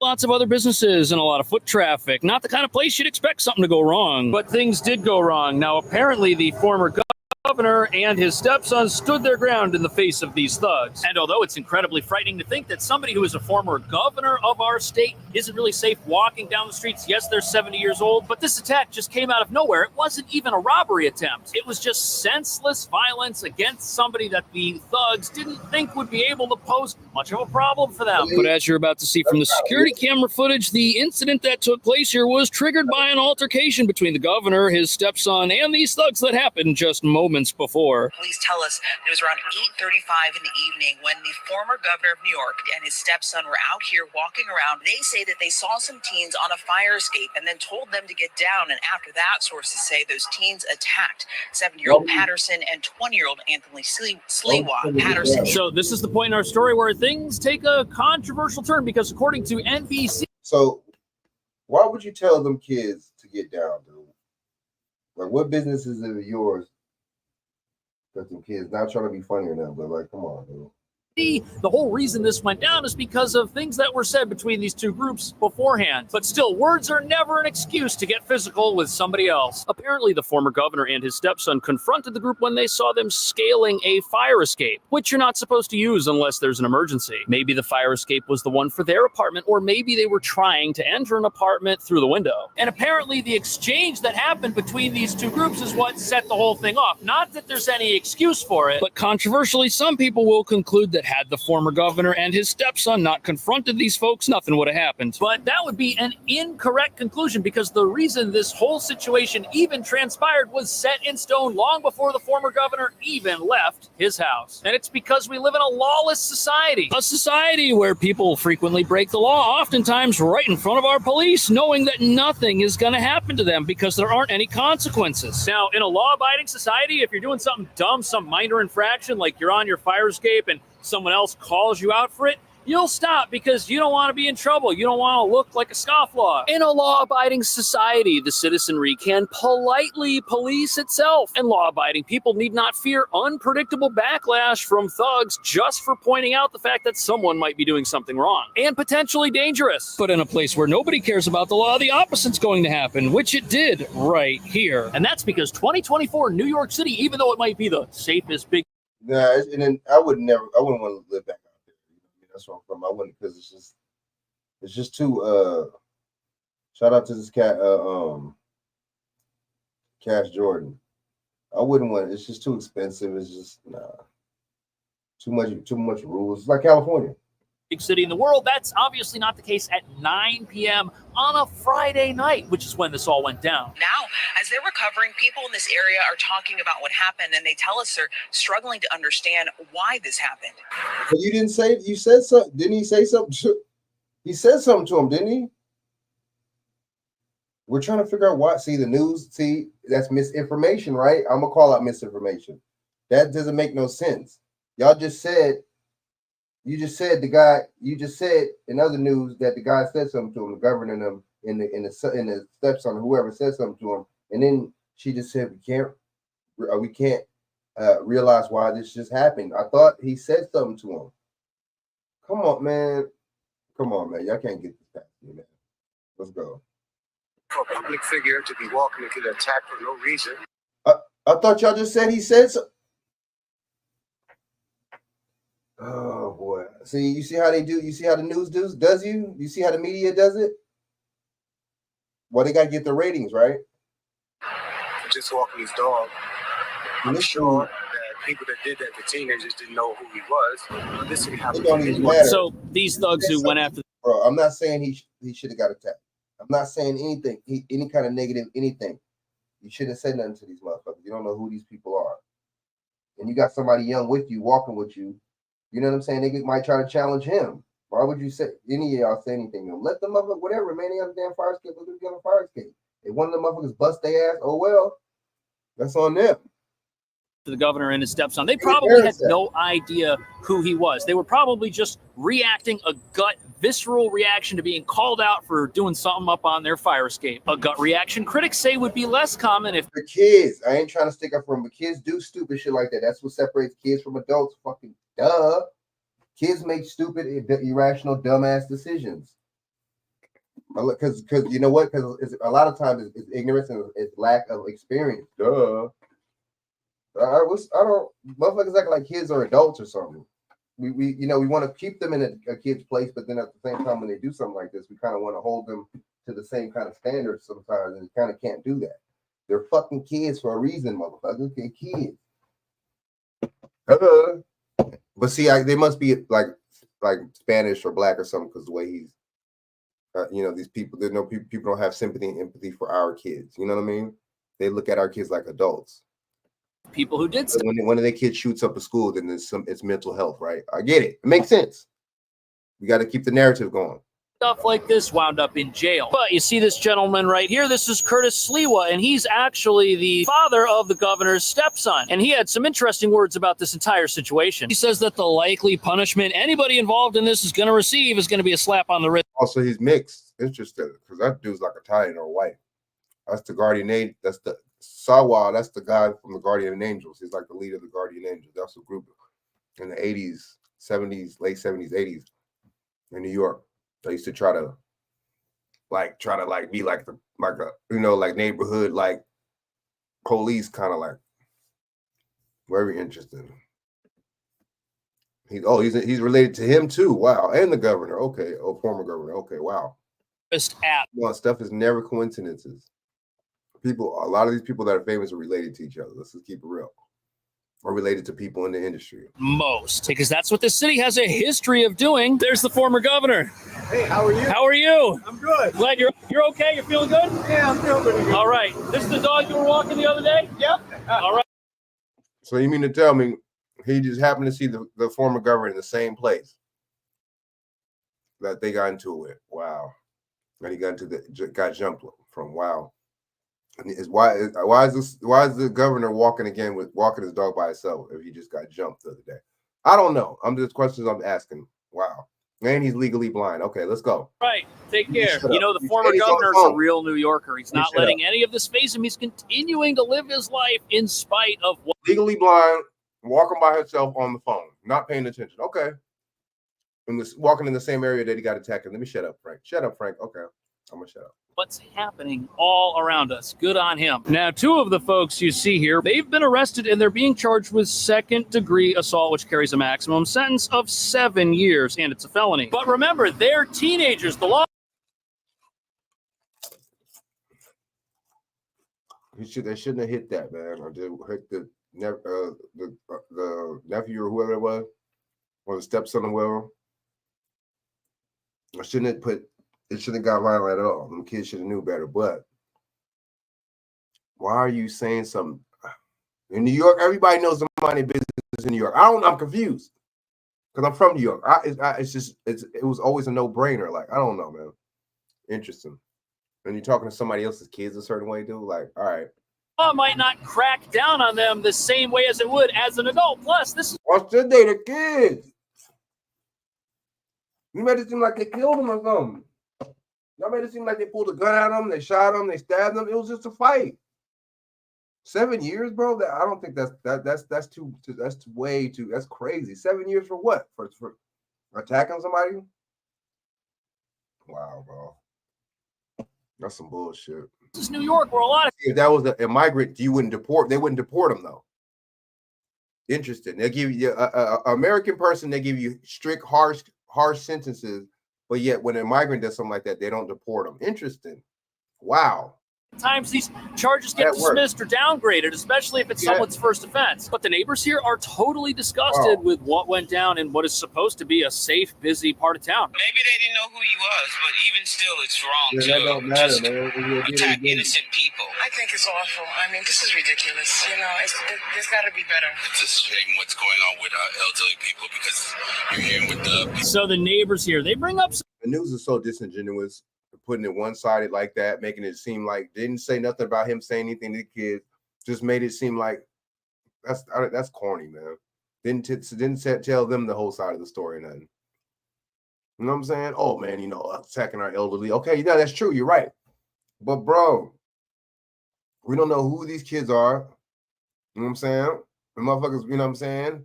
They sound like a bunch of assholes, but you don't tell them what they said to them kids, man. And they make it seem like they was just minding their own business, walking down the avenue and shit. When that's not the truth. And these black people, oh man, that's messed up, man. The elderly people, they probably didn't even know. It don't matter if they knew who he was. They don't matter if that was Marvin Gaye. You know what I'm saying? Come on, man, you mind your business. Some interesting points, and their suspicions are probably correct that these teenagers had no idea who the former governor was, but they also bring up the fact that this situation of elderly folks in this city being looked at as targets, it's a pattern that's been going on for quite some time. Definitely not the types of headlines we should have to read. Black people. No siree. But sadly, in a lawless society, this type of thing just becomes more and more common because there are no consequences. And what do criminals and thugs do? They look for the path of least resistance, which oftentimes is somebody who appears to. No, but why would politicians make these lenient fucking laws? Come on, man. So it's their fault that the politician made lenient laws? It's the criminal's fault. Okay. Criminals, you shouldn't take advantage of the fact that these motherfuckers making lenient laws. You should not do that. By the way.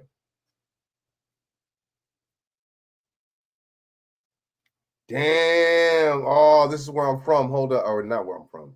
This is where I live right now, where I grew up. They about to ban. Listen to this, y'all.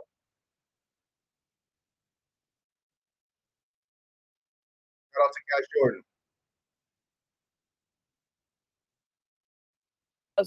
Is in Anaheim with the details. Anna Rose, good morning. Wow. Hey, Megan, Chris, good morning to you both. City Council approving this new law banning people from sleeping on the sidewalk or sitting on the sidewalk. That includes in park benches and at bus stops like the one you see right next to me. Now we are sitting or standing, I should say.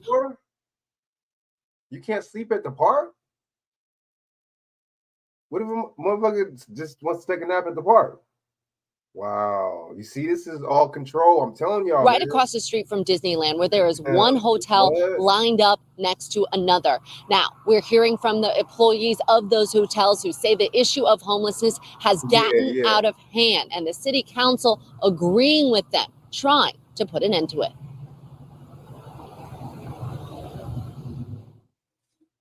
The sidewalk belongs to everybody, not to an individual that want to grab that piece of land. It's not yours to grab. Right. You either take services from us or you get out. We've actually helped people get off the streets and put them into rehabilitation. So these ordinances, although some people may feel that they are heavy-handed, they're really necessary things for us to keep our community safe. Wow.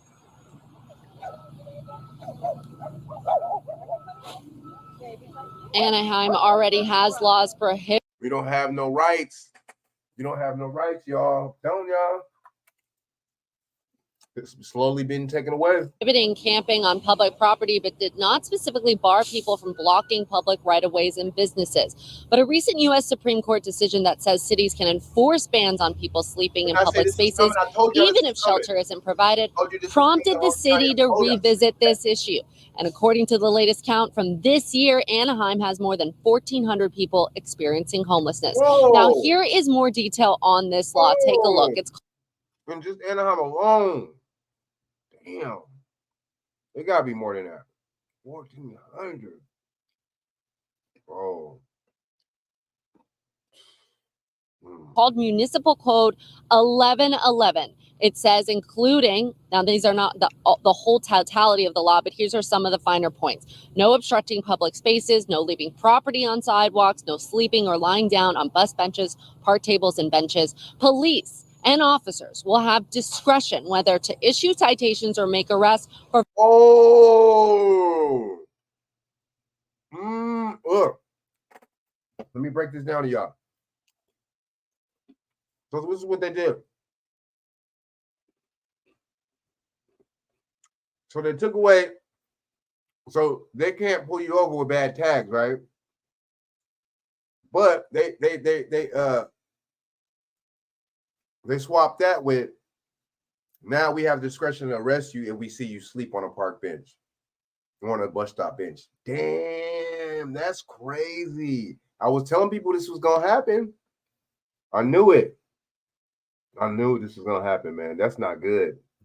That's not good. For violating this new. Basically, you could just be the hell. You could be waiting for a bus at the bench, and you fall asleep. Them motherfuckers could arrest you. They could give you a citation if they want to. Damn. What if you're not even? What if you're catching the bus? No rights, man. I'm telling you, this is the ways. Democrats. New law. Residents. Oh, my bad. These are Republicans out here in Anaheim, but still, all bipartisan. I'm telling you, it's all the same. I'm tell y'all, it's all the same. Republican town, but Democrat state. Last night, speaking out for and against it. Take a listen. Why would you be for something like that? Solution, but we need help to protect our. Where's the programs? We need more programs, then, right? I don't get it. What if there's people? You know, a lot of the people, some of these people on the streets actually want to get off the street. They ain't talking about that.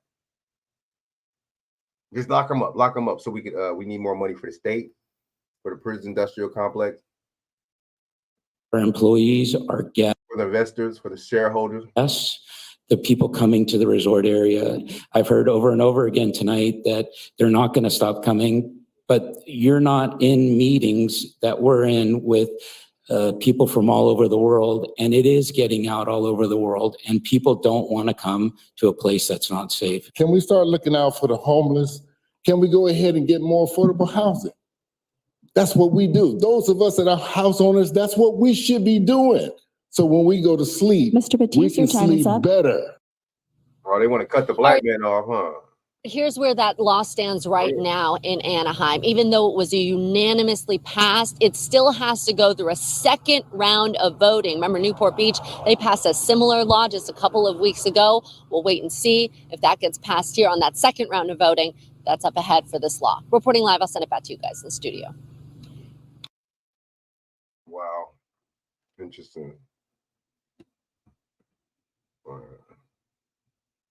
when a trustee who is all powerful simply ignores the Damn, beneficiary, even if that beneficiary I don't know is about one of that. the most. I'm not feeling that. I'm not feeling that. I'm not feeling that, man. That's not cool.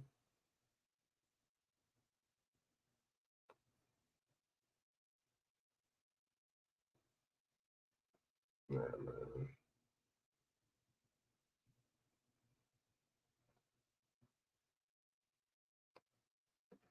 Time. I got a little bit of time to Shout out Terry. to I got a little VA, time to Terry. Just a little bit of time. V- You know what I'm saying? I got about 15 Media, minutes. I think last time I said I had hip 15 hop. minutes to Terry, I was on here for about 25, almost 30 minutes. So we'll see how I go this time. Maybe I'll knock this out in 15. Maybe I'll be here for 25, 30.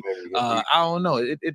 He's always got a little time to Terry in the description box below so you can watch it in its entirety for it, man. I want to start this video off, man. Let's just jump into what my man Eddie's talking about. Okay, let's jump into what he's talking about right now.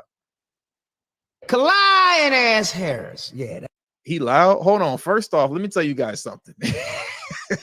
That was loud for he loud for no reason. Hold on. Harris. Yeah, that's her name. Let me show you guys something real quick. First off, Eddie, if you're listening, bro, if you're listening, Eddie, why are you cheap for no reason?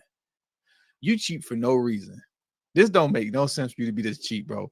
Let me tell you guys how cheap Eddie Griffin is, okay? I'm going to tell you how cheap he is, and I'm telling you that you're cheap with love in case you're watching, and I know you're not watching, but just in case you are watching, you're cheap, and I'm telling you that you're cheap with love. And Geek Surgeon, like you said, it is the NNN network. It is the Ninja News Network, so I get it. I get it. All of my content creators, YouTubers, whatever you like to call yourself, you know what you're looking at right now. Some of you do, right? Especially if you're like kind of somewhat deep into editing videos. That Ivantu template. I believe the website is called Ivantu, and everybody uses it. Most of us use it. You know what I mean? If you want stuff flying across the stream, you want nice little designs like this, like, you know, stuff like that, then like you pay a little monthly subscription, right? And like you can get this without the hassle of actually having to make it. But here's what's funny. Here's what's funny about Eddie and why I'm calling him cheap. Not because he's using the default template that says news on it. That's not why. When you go watch the original video, which is about 15, 20 minutes long, right? And like I said, I did leave the link in the description box below. When you watch the original video, there's music that's playing. You're not going to hear it here because I removed it out of it just in case. But there's music that's playing. And at the very end of the video, the song goes, what does it say? Audio Jungle. And if you are a content creator, if you're a YouTuber, you know, if you edit videos, you know all about Audio Jungle. Audio Jungle is a copyright-free music program, right? And what you can do is that you can download the sample of the instrumental or song that you want before actually purchasing it or purchasing the subscription. Tell me why Eddie Griffin downloaded the sample and he using the sample as the main music with the loop of Audio Jungle still playing in it. Come on, bro. You cheap for no reason, man. You cheap for no reason. Well, see, everything else. I don't care about none of that. I ain't got time to Terry. Nah, I ain't got time to Terry with you. You that cheap, bro. I know you got a little money in your pocket. You definitely got a lot more money in your pocket than me. Come on, bro. You took the sample and you made the sample the main song with the loop with the little Audio Jungle tag still in it. You cheap for no reason, bro.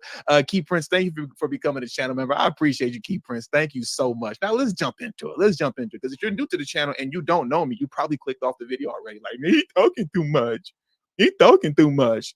Why are people stupid? People stupid for no reason. On the other channel, I'm gonna talk a little bit more.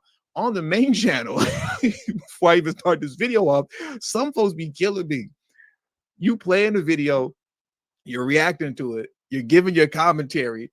And MFs be talking about something, man, you be talking too much. Stop in the video so much. Then go to Fox News and watch the real video. Why are you stupid? Like, I don't understand that. Go watch the video like without the commentary on CNN. And why are you watching me? It's I don't anyways, that's one of my gripes. I don't understand why people are retarded, but I guess it is what it is. It is what it is. But let's jump into it. Clyde ass Harris. Yeah, that's her name. Clyde Harris. Clyde Harris. Look at it. This woman want to play black so bad. She went and erased her grandmama and replaced her grandmama. As you can see there, it says that she died in July of. Oh, he pulled Candace out of his back pocket. Let me tell you guys something real quick.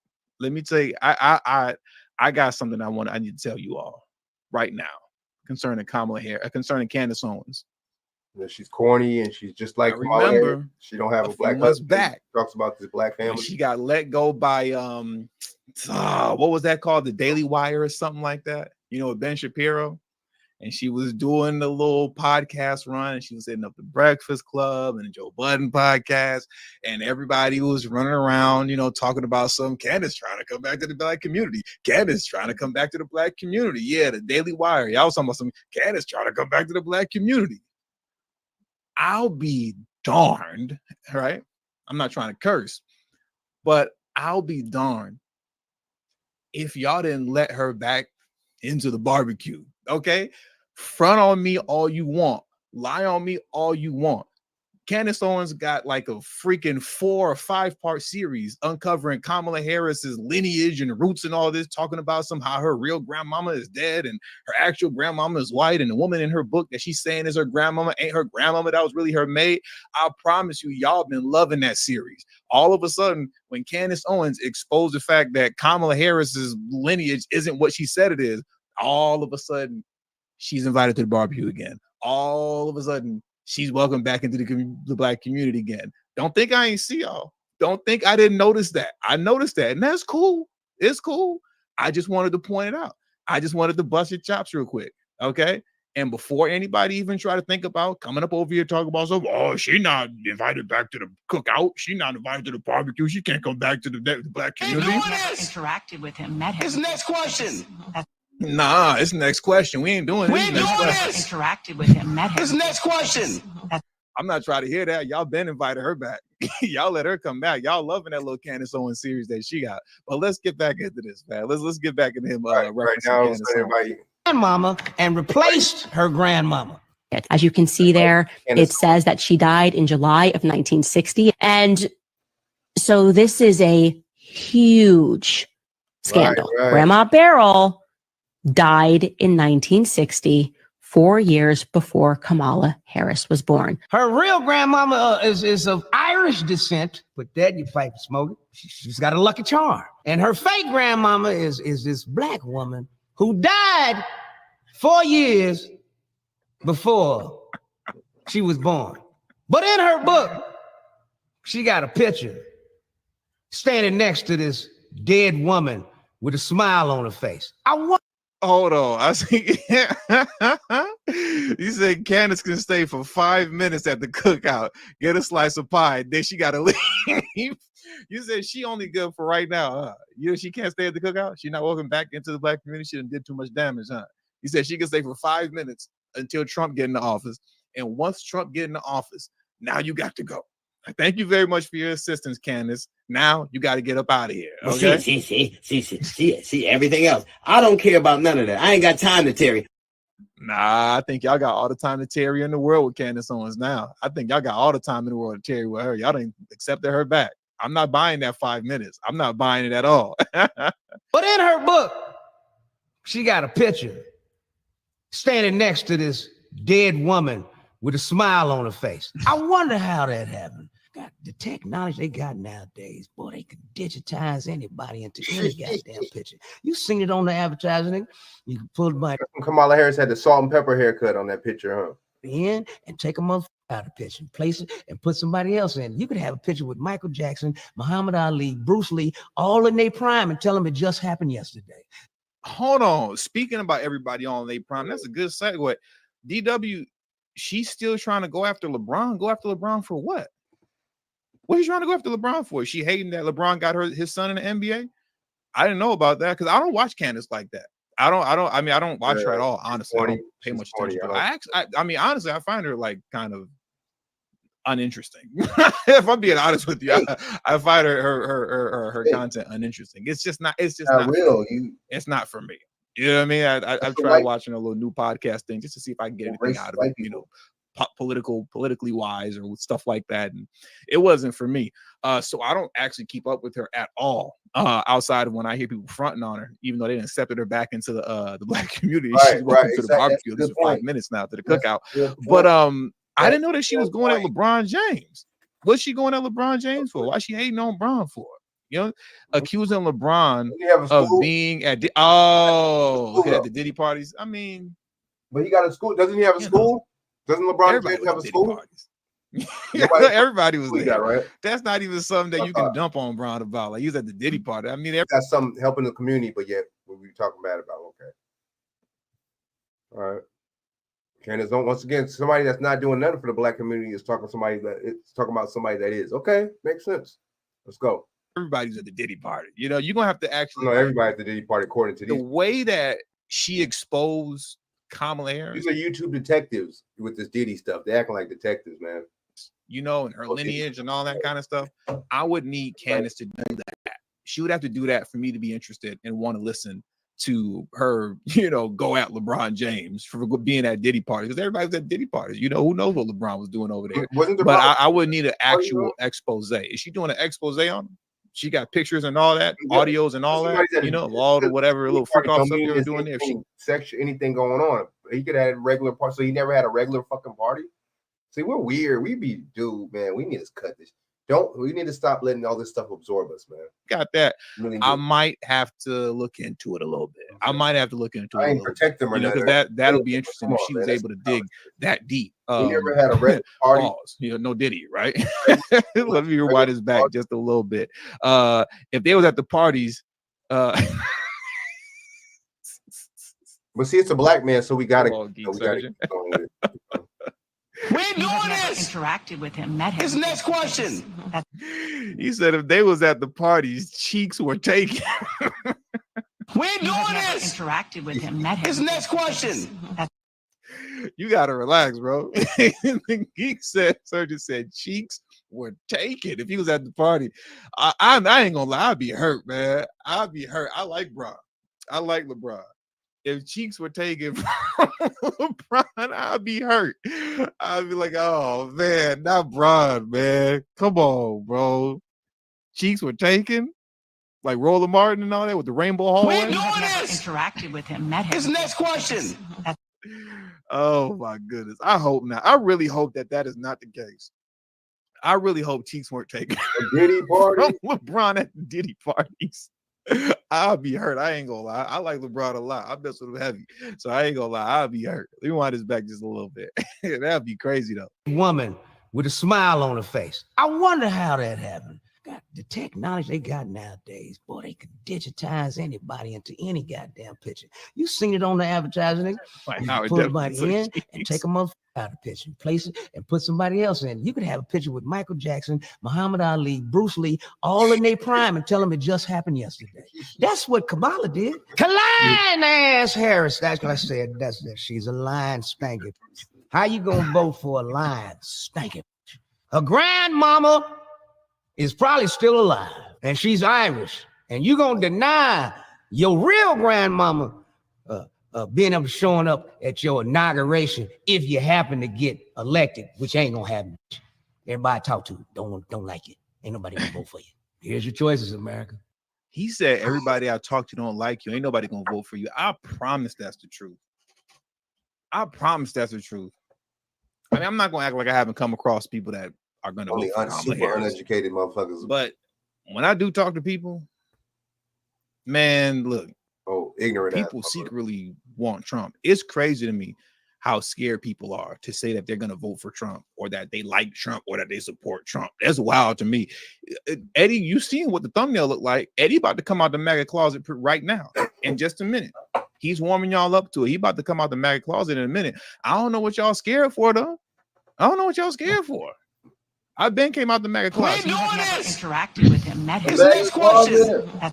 No Diddy though. No Diddy. You know what I'm saying? I'm just talking politics. No Epstein, no Schneider, no Weinstein, no them, not no Diddy. Come on, we got to stop that. We really do. You know what I'm saying? We quick to like bash our own, like, you know. Ben came out the mega closet. Okay, No, Clive Davis. There's people that are way bigger than him when this dude that was doing it. Ain't nobody talking about them. No, what folks be scared of? You be scared. But look, he about to come out the mega closet a little bit. He about to just like take 1 foot out. He not gonna come all the way out right now, but he gonna take 1 foot out of the mega closet. Don't have much. Everybody I talk to don't like it. Ain't nobody gonna vote for you. Here's your choices, America. The liar or the crook. I think I might be going with the crook, goddamn. Yeah, the crook. He's got a lot of in him, yo. Look, some of y'all gonna say, man, he not going for Trump.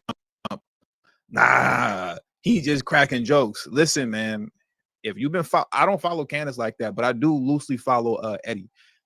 Eddie been banging on the Democrats, banging on Joe Biden, banging on Kamala Harris. No Diddy, right? I feel like I gotta say that now with all the Diddy talk that we've been doing, right? You know, taking cheeks and all that, you know. But he's been banging on all of them. Interacted with him, met him. His next question. For a while now. He's been banging on him for a while now, and hard too. No Diddy, Jesus. We're doing this. Interacted with him, met him. His next question. He's been going in on them, we'll say. He's been going in on them for a while now, right? Actually for some years, because before he switched it up and he got an actual kind of more professional looking set, comedy, he was just kind of doing a little podcast like out the basement somewhere, like sipping drinks, and he was destroying Biden.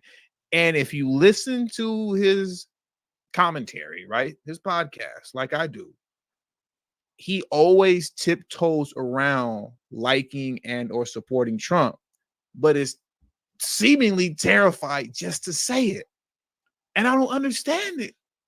I don't get it. Trump hands. I don't understand it. I don't get it. Just come out the MAGA closet, bro. It's cool. Stop tiptoeing around, you know, being a Trump fan. Or I shouldn't even say crook, goddammit. Yeah, the crook. He's got a lot of in him, yo. He got 3 baby mamas, 43 felony cases and counting. Selling high top tennis shoes just like Michael Jordan. Got shot just like Tupac. The motherfucker gonna drop an album next. We'll be right. That reminded me. Oh, I didn't download the video. I want to play it so bad, but I don't know whether or not YouTube is gonna ding me for it. I don't know if they're gonna ding me for it. There's this hilarious video. Speaking of the shoes, right? Speaking of these joints right here, you know, because apparently, you know, if y'all don't know, this is racist. Apparently, these gold shoes is like white supremacy at its finest. This is white supremacy at its finest right here. When Trump pulled out these gold shoes, it was a wrap. What? It was over with. We never saw racism towards black people like this before. We never saw white supremacy on this level. You know what? He pulled out these gold shoes and everybody went crazy. But there's a hilarious meme video that I seen that came out where they took the Nelly song, the Air Force Ones, the Nelly song Air Force Ones, and they turned it into Trump Force Ones. And speaking of AI and everything that Eddie Griffin's talking about, they took Trump's face. They took the Air Force Ones video and they took Trump's face and they put it on Nelly's face. And instead of singing, I need 2 pair, you know, of Air Force Ones, they're singing, I need 2 pair of Trump Force Ones. And it's hilarious. And I actually wanted to download that video to play it, you know, here, you know, while I'm talking about this, but I didn't. I forgot, and it's probably a good thing. I'm gonna have to test it out beforehand, and I'm most definitely gonna play it if YouTube doesn't ding me like in a test stream that I'm gonna do, which you guys won't see, you know, but I can still do stuff like that. And the next time I double back around Eddie Griffin, let me tell you something, he's gonna fully come out the MAGA closet. He's been tiptoeing all this time. He's going to fully come out the MAGA closet. And when he does, I'm going to run it back with another video, or really the next time he trashes Kamala Harris, I'm going to talk about him again, you know, and I'm going to make sure to play that.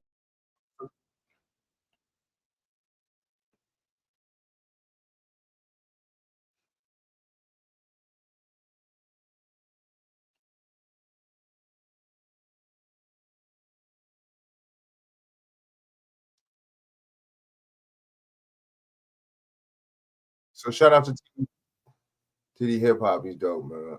I'll be messing with his channel, man. Salute to him. All right, so you know what I'm saying? Look what's going on in this crazy state I live in, man. Ridiculous. You know what I'm saying?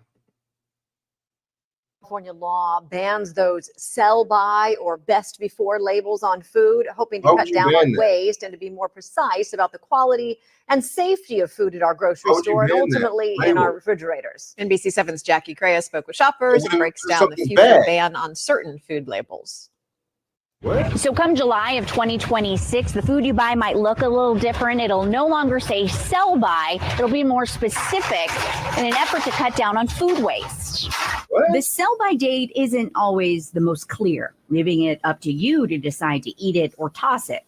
Sometimes they'll do the sniff test, but you can't always tell. So I'm the type that if in doubt, throw it out. Sometimes eating things way past that date and they are fine and nothing happened to me. The labels are unregulated and are not related to food safety. So a new law, AB 660, will set a standard for food labeling across the state.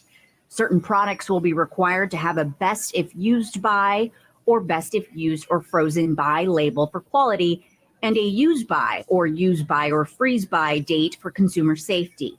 Kristen Holdren thinks it'll bring more clarity to your grocery list and your fridge. I think that's great because I typically look at those dates and know that there's a little bit of extra time on the sell by date. So I think having the actual use by is going to be helpful for more consumers that don't understand the difference with the two. Mary Castro agrees. If it says sell by, well, how long do I have? You know, whereas if it says use by, especially freeze by, if it's a meat, it gives you more guidance. There is an exemption for eggs, beer, and other malt drinks. The FDA says the sell-by labels contribute to nearly 20% of the nation's food waste. Shoppers we talk to think the food aisles might actually be neater. I think people won't be shopping towards the back of the aisles and making more of a mess as well and leaving some of the products that are still good. They may have a surplus of food. Maybe people might not be buying it as much. AB 660 makes California the first state to ban the sell-by labels. Jackie Crea, NBC7. Wow. And the law also does not apply to baby formula. Interesting. Best Buy, Sell By, Use or Freeze By, and even Enjoy By are just a few phrases listed on food packaging. Some items even just have a date. I do think sell by dates are confusing. I think maybe best if used by dates would be a little bit clearer. Yeah, it is kind of confusing, and it should be at least tell us more clearly what date it's going to expire. Jacqueline bought an item that had a sell-through date listed. Yeah, that's kind of weird how they labeled that one. Starting July 1st, 2026, manufacturers will only be allowed to use two different labels. Best if used by will indicate an item's peak quality date, and use by will represent a date for product safety. Best before and sell by dates are something that we see on many food items, but not for much longer. Interesting. All right, man. These people, wow. All right, so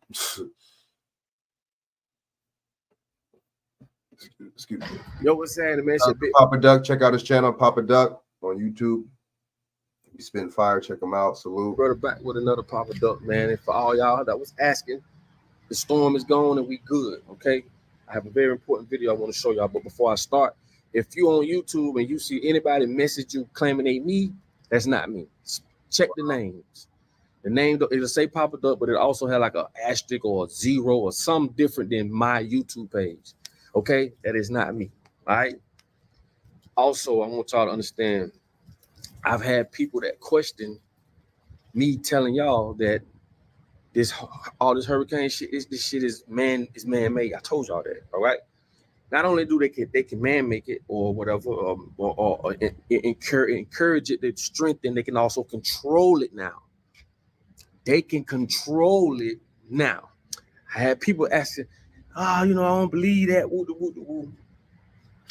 You know, you had that. Listen. Go research Operation Popeye, okay? When you research it, you'll see they've been doing this shit since 1967 and before. When you play, life tastes better. Let's play with Mahatma Rice. Let's say you're a marketer at a streetwear company, but you don't know grandfluencers are your most vulnerable. In the Air Force, using this as a military tactic, making the roads soft, creating landslides, okay? I told y'all you're dealing with the devil. Just because you didn't know this, that doesn't mean it don't exist.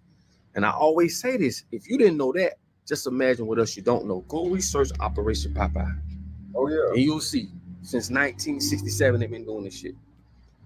If they want us to go to the store and buy food that is filled with nanoparticles, this is a way they can do it.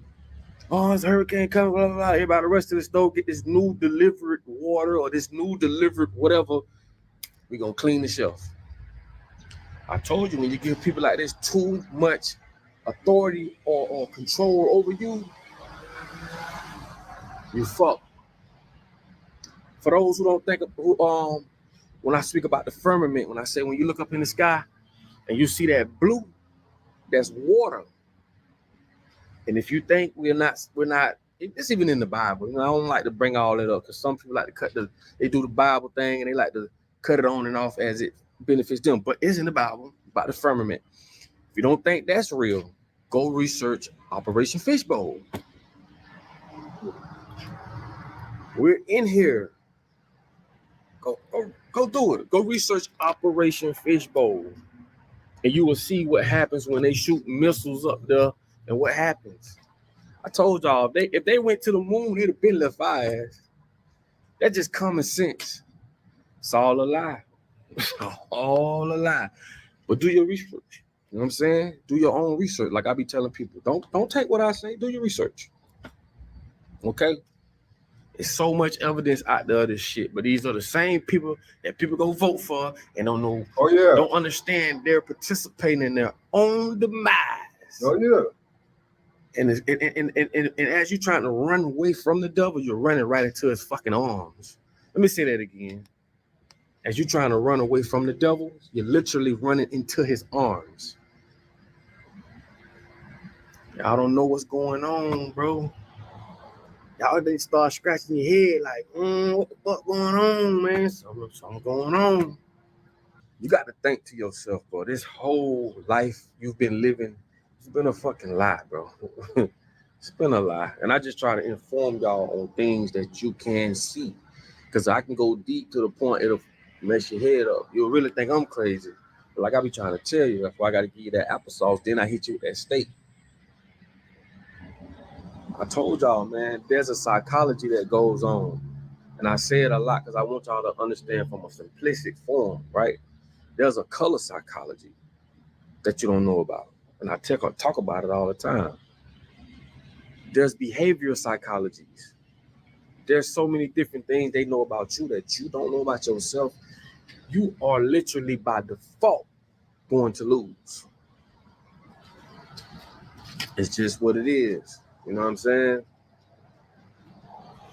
People still think the earth is round. As if the water just, I guess, flows around and goes under the earth or some shit. I don't fucking know. People still think that. You know what I'm saying? And the only reason why you think it is because you was told that. Only reason why you know any of this shit because you was told that. Because I'm telling you, everything you know came from them. They taught you everything you know, so you got to research it yourself. Throw a little common sense in there and just think to yourself. Think. I told you, school takes away critical thinking. They don't want you to think. But if you think about it,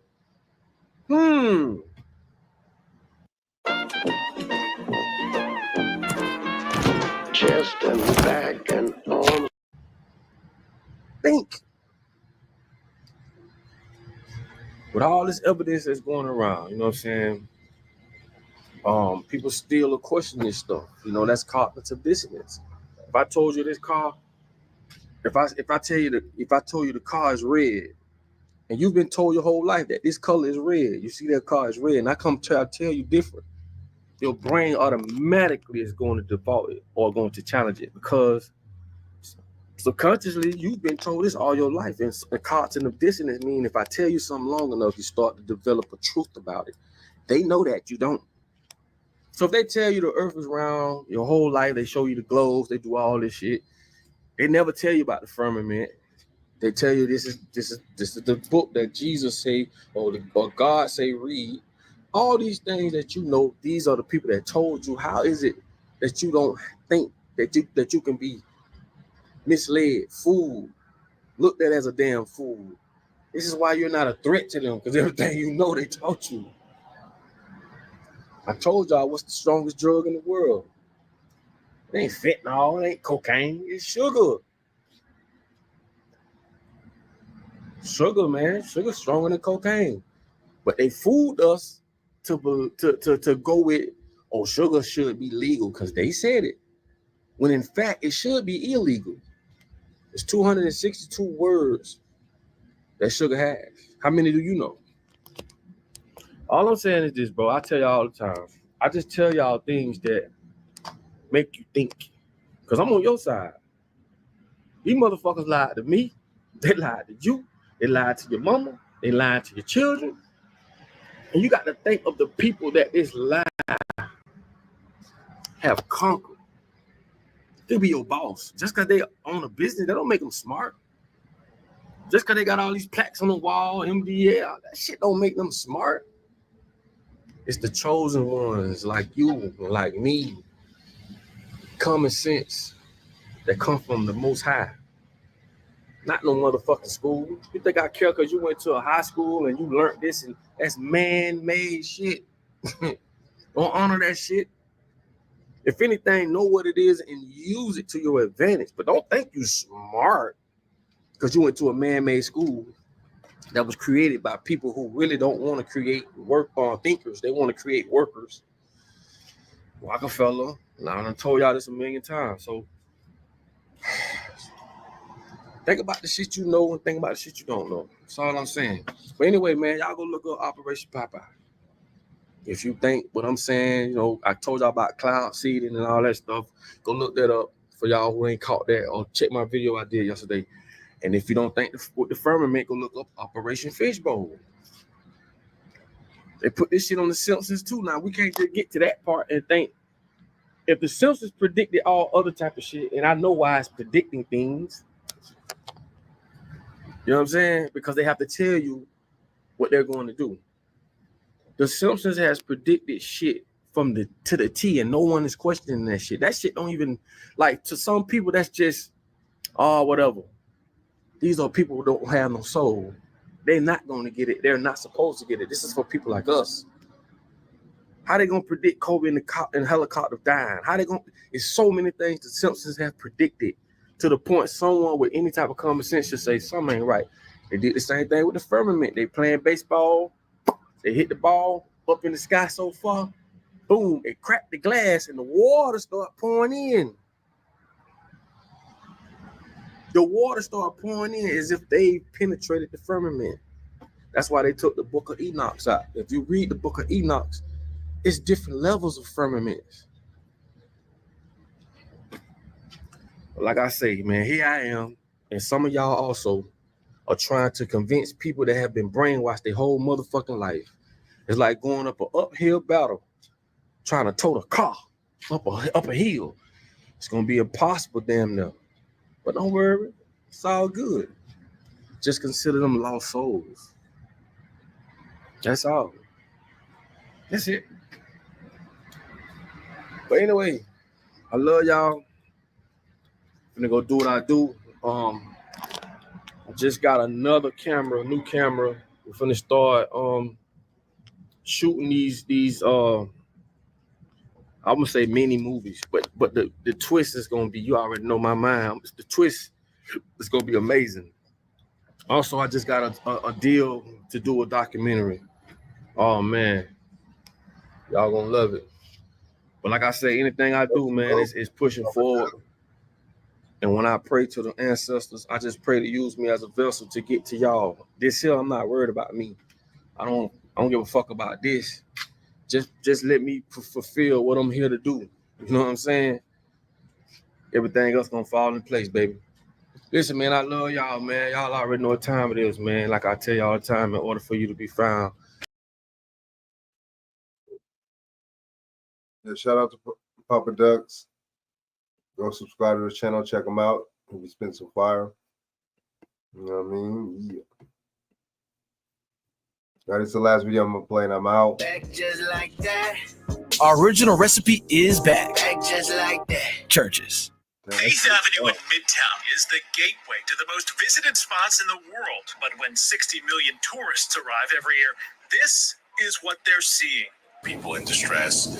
So Midtown Manhattan is supposed to be the center of the universe, but when you look around, you'll see the obvious signs of a humanitarian crisis just getting worse every single day. Which is strange because for months, the city's been trying to clean up this area and help move the homeless off the streets. But the problem is, they've got nowhere else to go. The city has launched what it calls Operation Front Door. It's a crackdown on Front door? issues city leaders Trying to be funny, knowing they ain't got no house.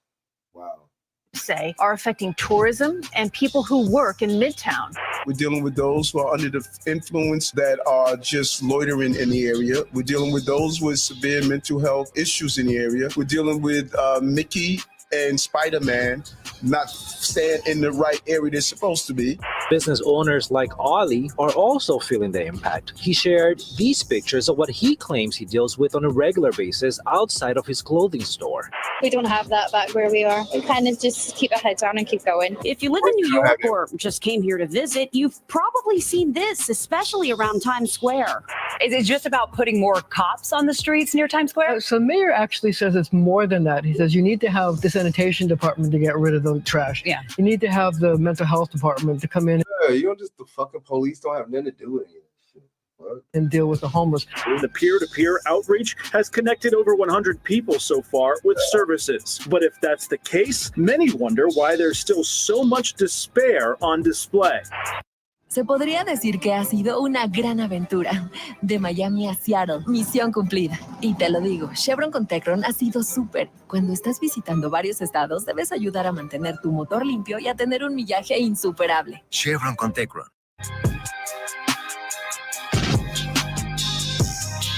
So look at this. Midtown Manhattan has a homeless crisis, but there are 15 different homeless service providers right here. And critics say nobody's connecting the dots between these facilities and the growing homeless crisis in this very neighborhood, because they say doing that would reveal that progressive solutions to homelessness aren't all they've cracked up to be. Which is a shame, because New York City plans to spend $4 billion on homeless services next year, which is what they spent on homeless services this year, accomplishing the unfortunate results we see all around us. But what our progressive leaders tell us is that homelessness is very complicated, with many factors leading to its growth, not just here in New York, but all across the country. However, the city's critics maintain that the reasons for our surging homeless crisis are entirely self-inflicted, because although public intoxication is part of this issue, the city seems to have no issue allowing the sale of dangerous products that shatter people's lives and destroy families. But it gets even worse, because critics say the city has no problem also allowing other types of illegal behavior that those who are victims of certain items might engage in order to fund what is a sad downward spiral. Like rampant retail theft, which is so bad here, stores in Midtown employ armies of security guards. And when you look at the shelves, you'll see more products locked up than we have prisoners in our jails, which are empty because we don't punish stealing. And critics say stealing allows vulnerable individuals to fund bad habits by reselling stolen merchandise to predatory retail criminals, who see the vulnerable as expendable petty crooks who won't go to jail if caught stealing up to $1,000 worth of stuff. And this brings us to the real reason why we seem to have a growing homeless crisis in this city that is just out of control. Our laws protect those who engage in deviant behavior and give them unlimited second chances every time they get caught, while simultaneously not going far enough to punish those who profit from human suffering by taking advantage of the vulnerable or by selling things to people that are bad for them, setting a massive trap those with problems fall into and never get out of. And although arresting our way out of this problem isn't feasible or a good idea to begin with, something's going to have to be done to get the worst actors on our streets off of our streets, because they're what's contributing to everything we see. But as you're about to see, the city is determined to clean up this part of town because they don't want problems here to affect tourism,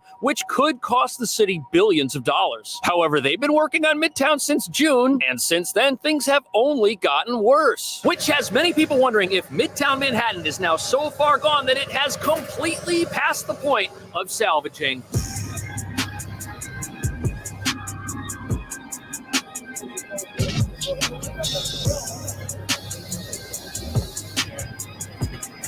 So here we are by Penn Station and Madison Square Garden, which you see there. Behind me, you've got a beautiful view of the Empire State Building. And not only is this a very historic part of town, it's one of the first parts of town that people see when they arrive here. And that's something that the city is very concerned about because it is the center of a humanitarian homeless crisis. And it's not at all the portrait New York leaders are looking to paint. It's significant, and that's why we're all working together. Since February, Manhattan DA Alvin Bragg teamed up with Assembly member Tony Simone. A lot of these folks need to be helped. They don't need to be just we're not going to arrest ourselves out of the problem. So here we have an interview with our district attorney and another elected official, and right away it's controversial because the first thing that they say is that we're not going to arrest our way out of this, which is true. And our leaders say that instead we're going to service our way out of this crisis, even though there are already 15 homeless service providers in this area. You've got shelters, you've got medical facilities, and again, 15 of them, that's a lot. Critics right now are saying that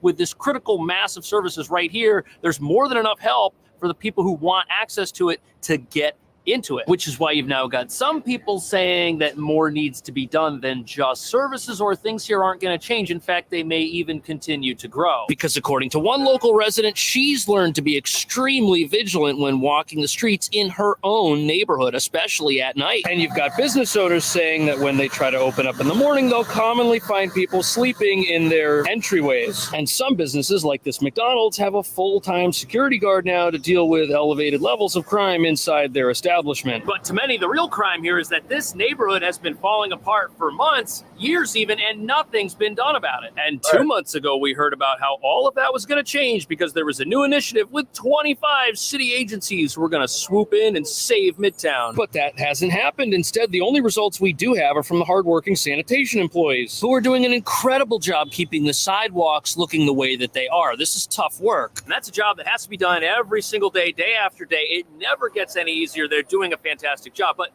the humanitarian element of this crisis is still here. It might look better for tourists, but the human suffering in this neighborhood is still on display for everyone to see. And it looks like nothing's being done to get people off the streets, even though the city spends millions of dollars to do it every single year. The peer-to-peer outreach has connected over 100 people so far with services.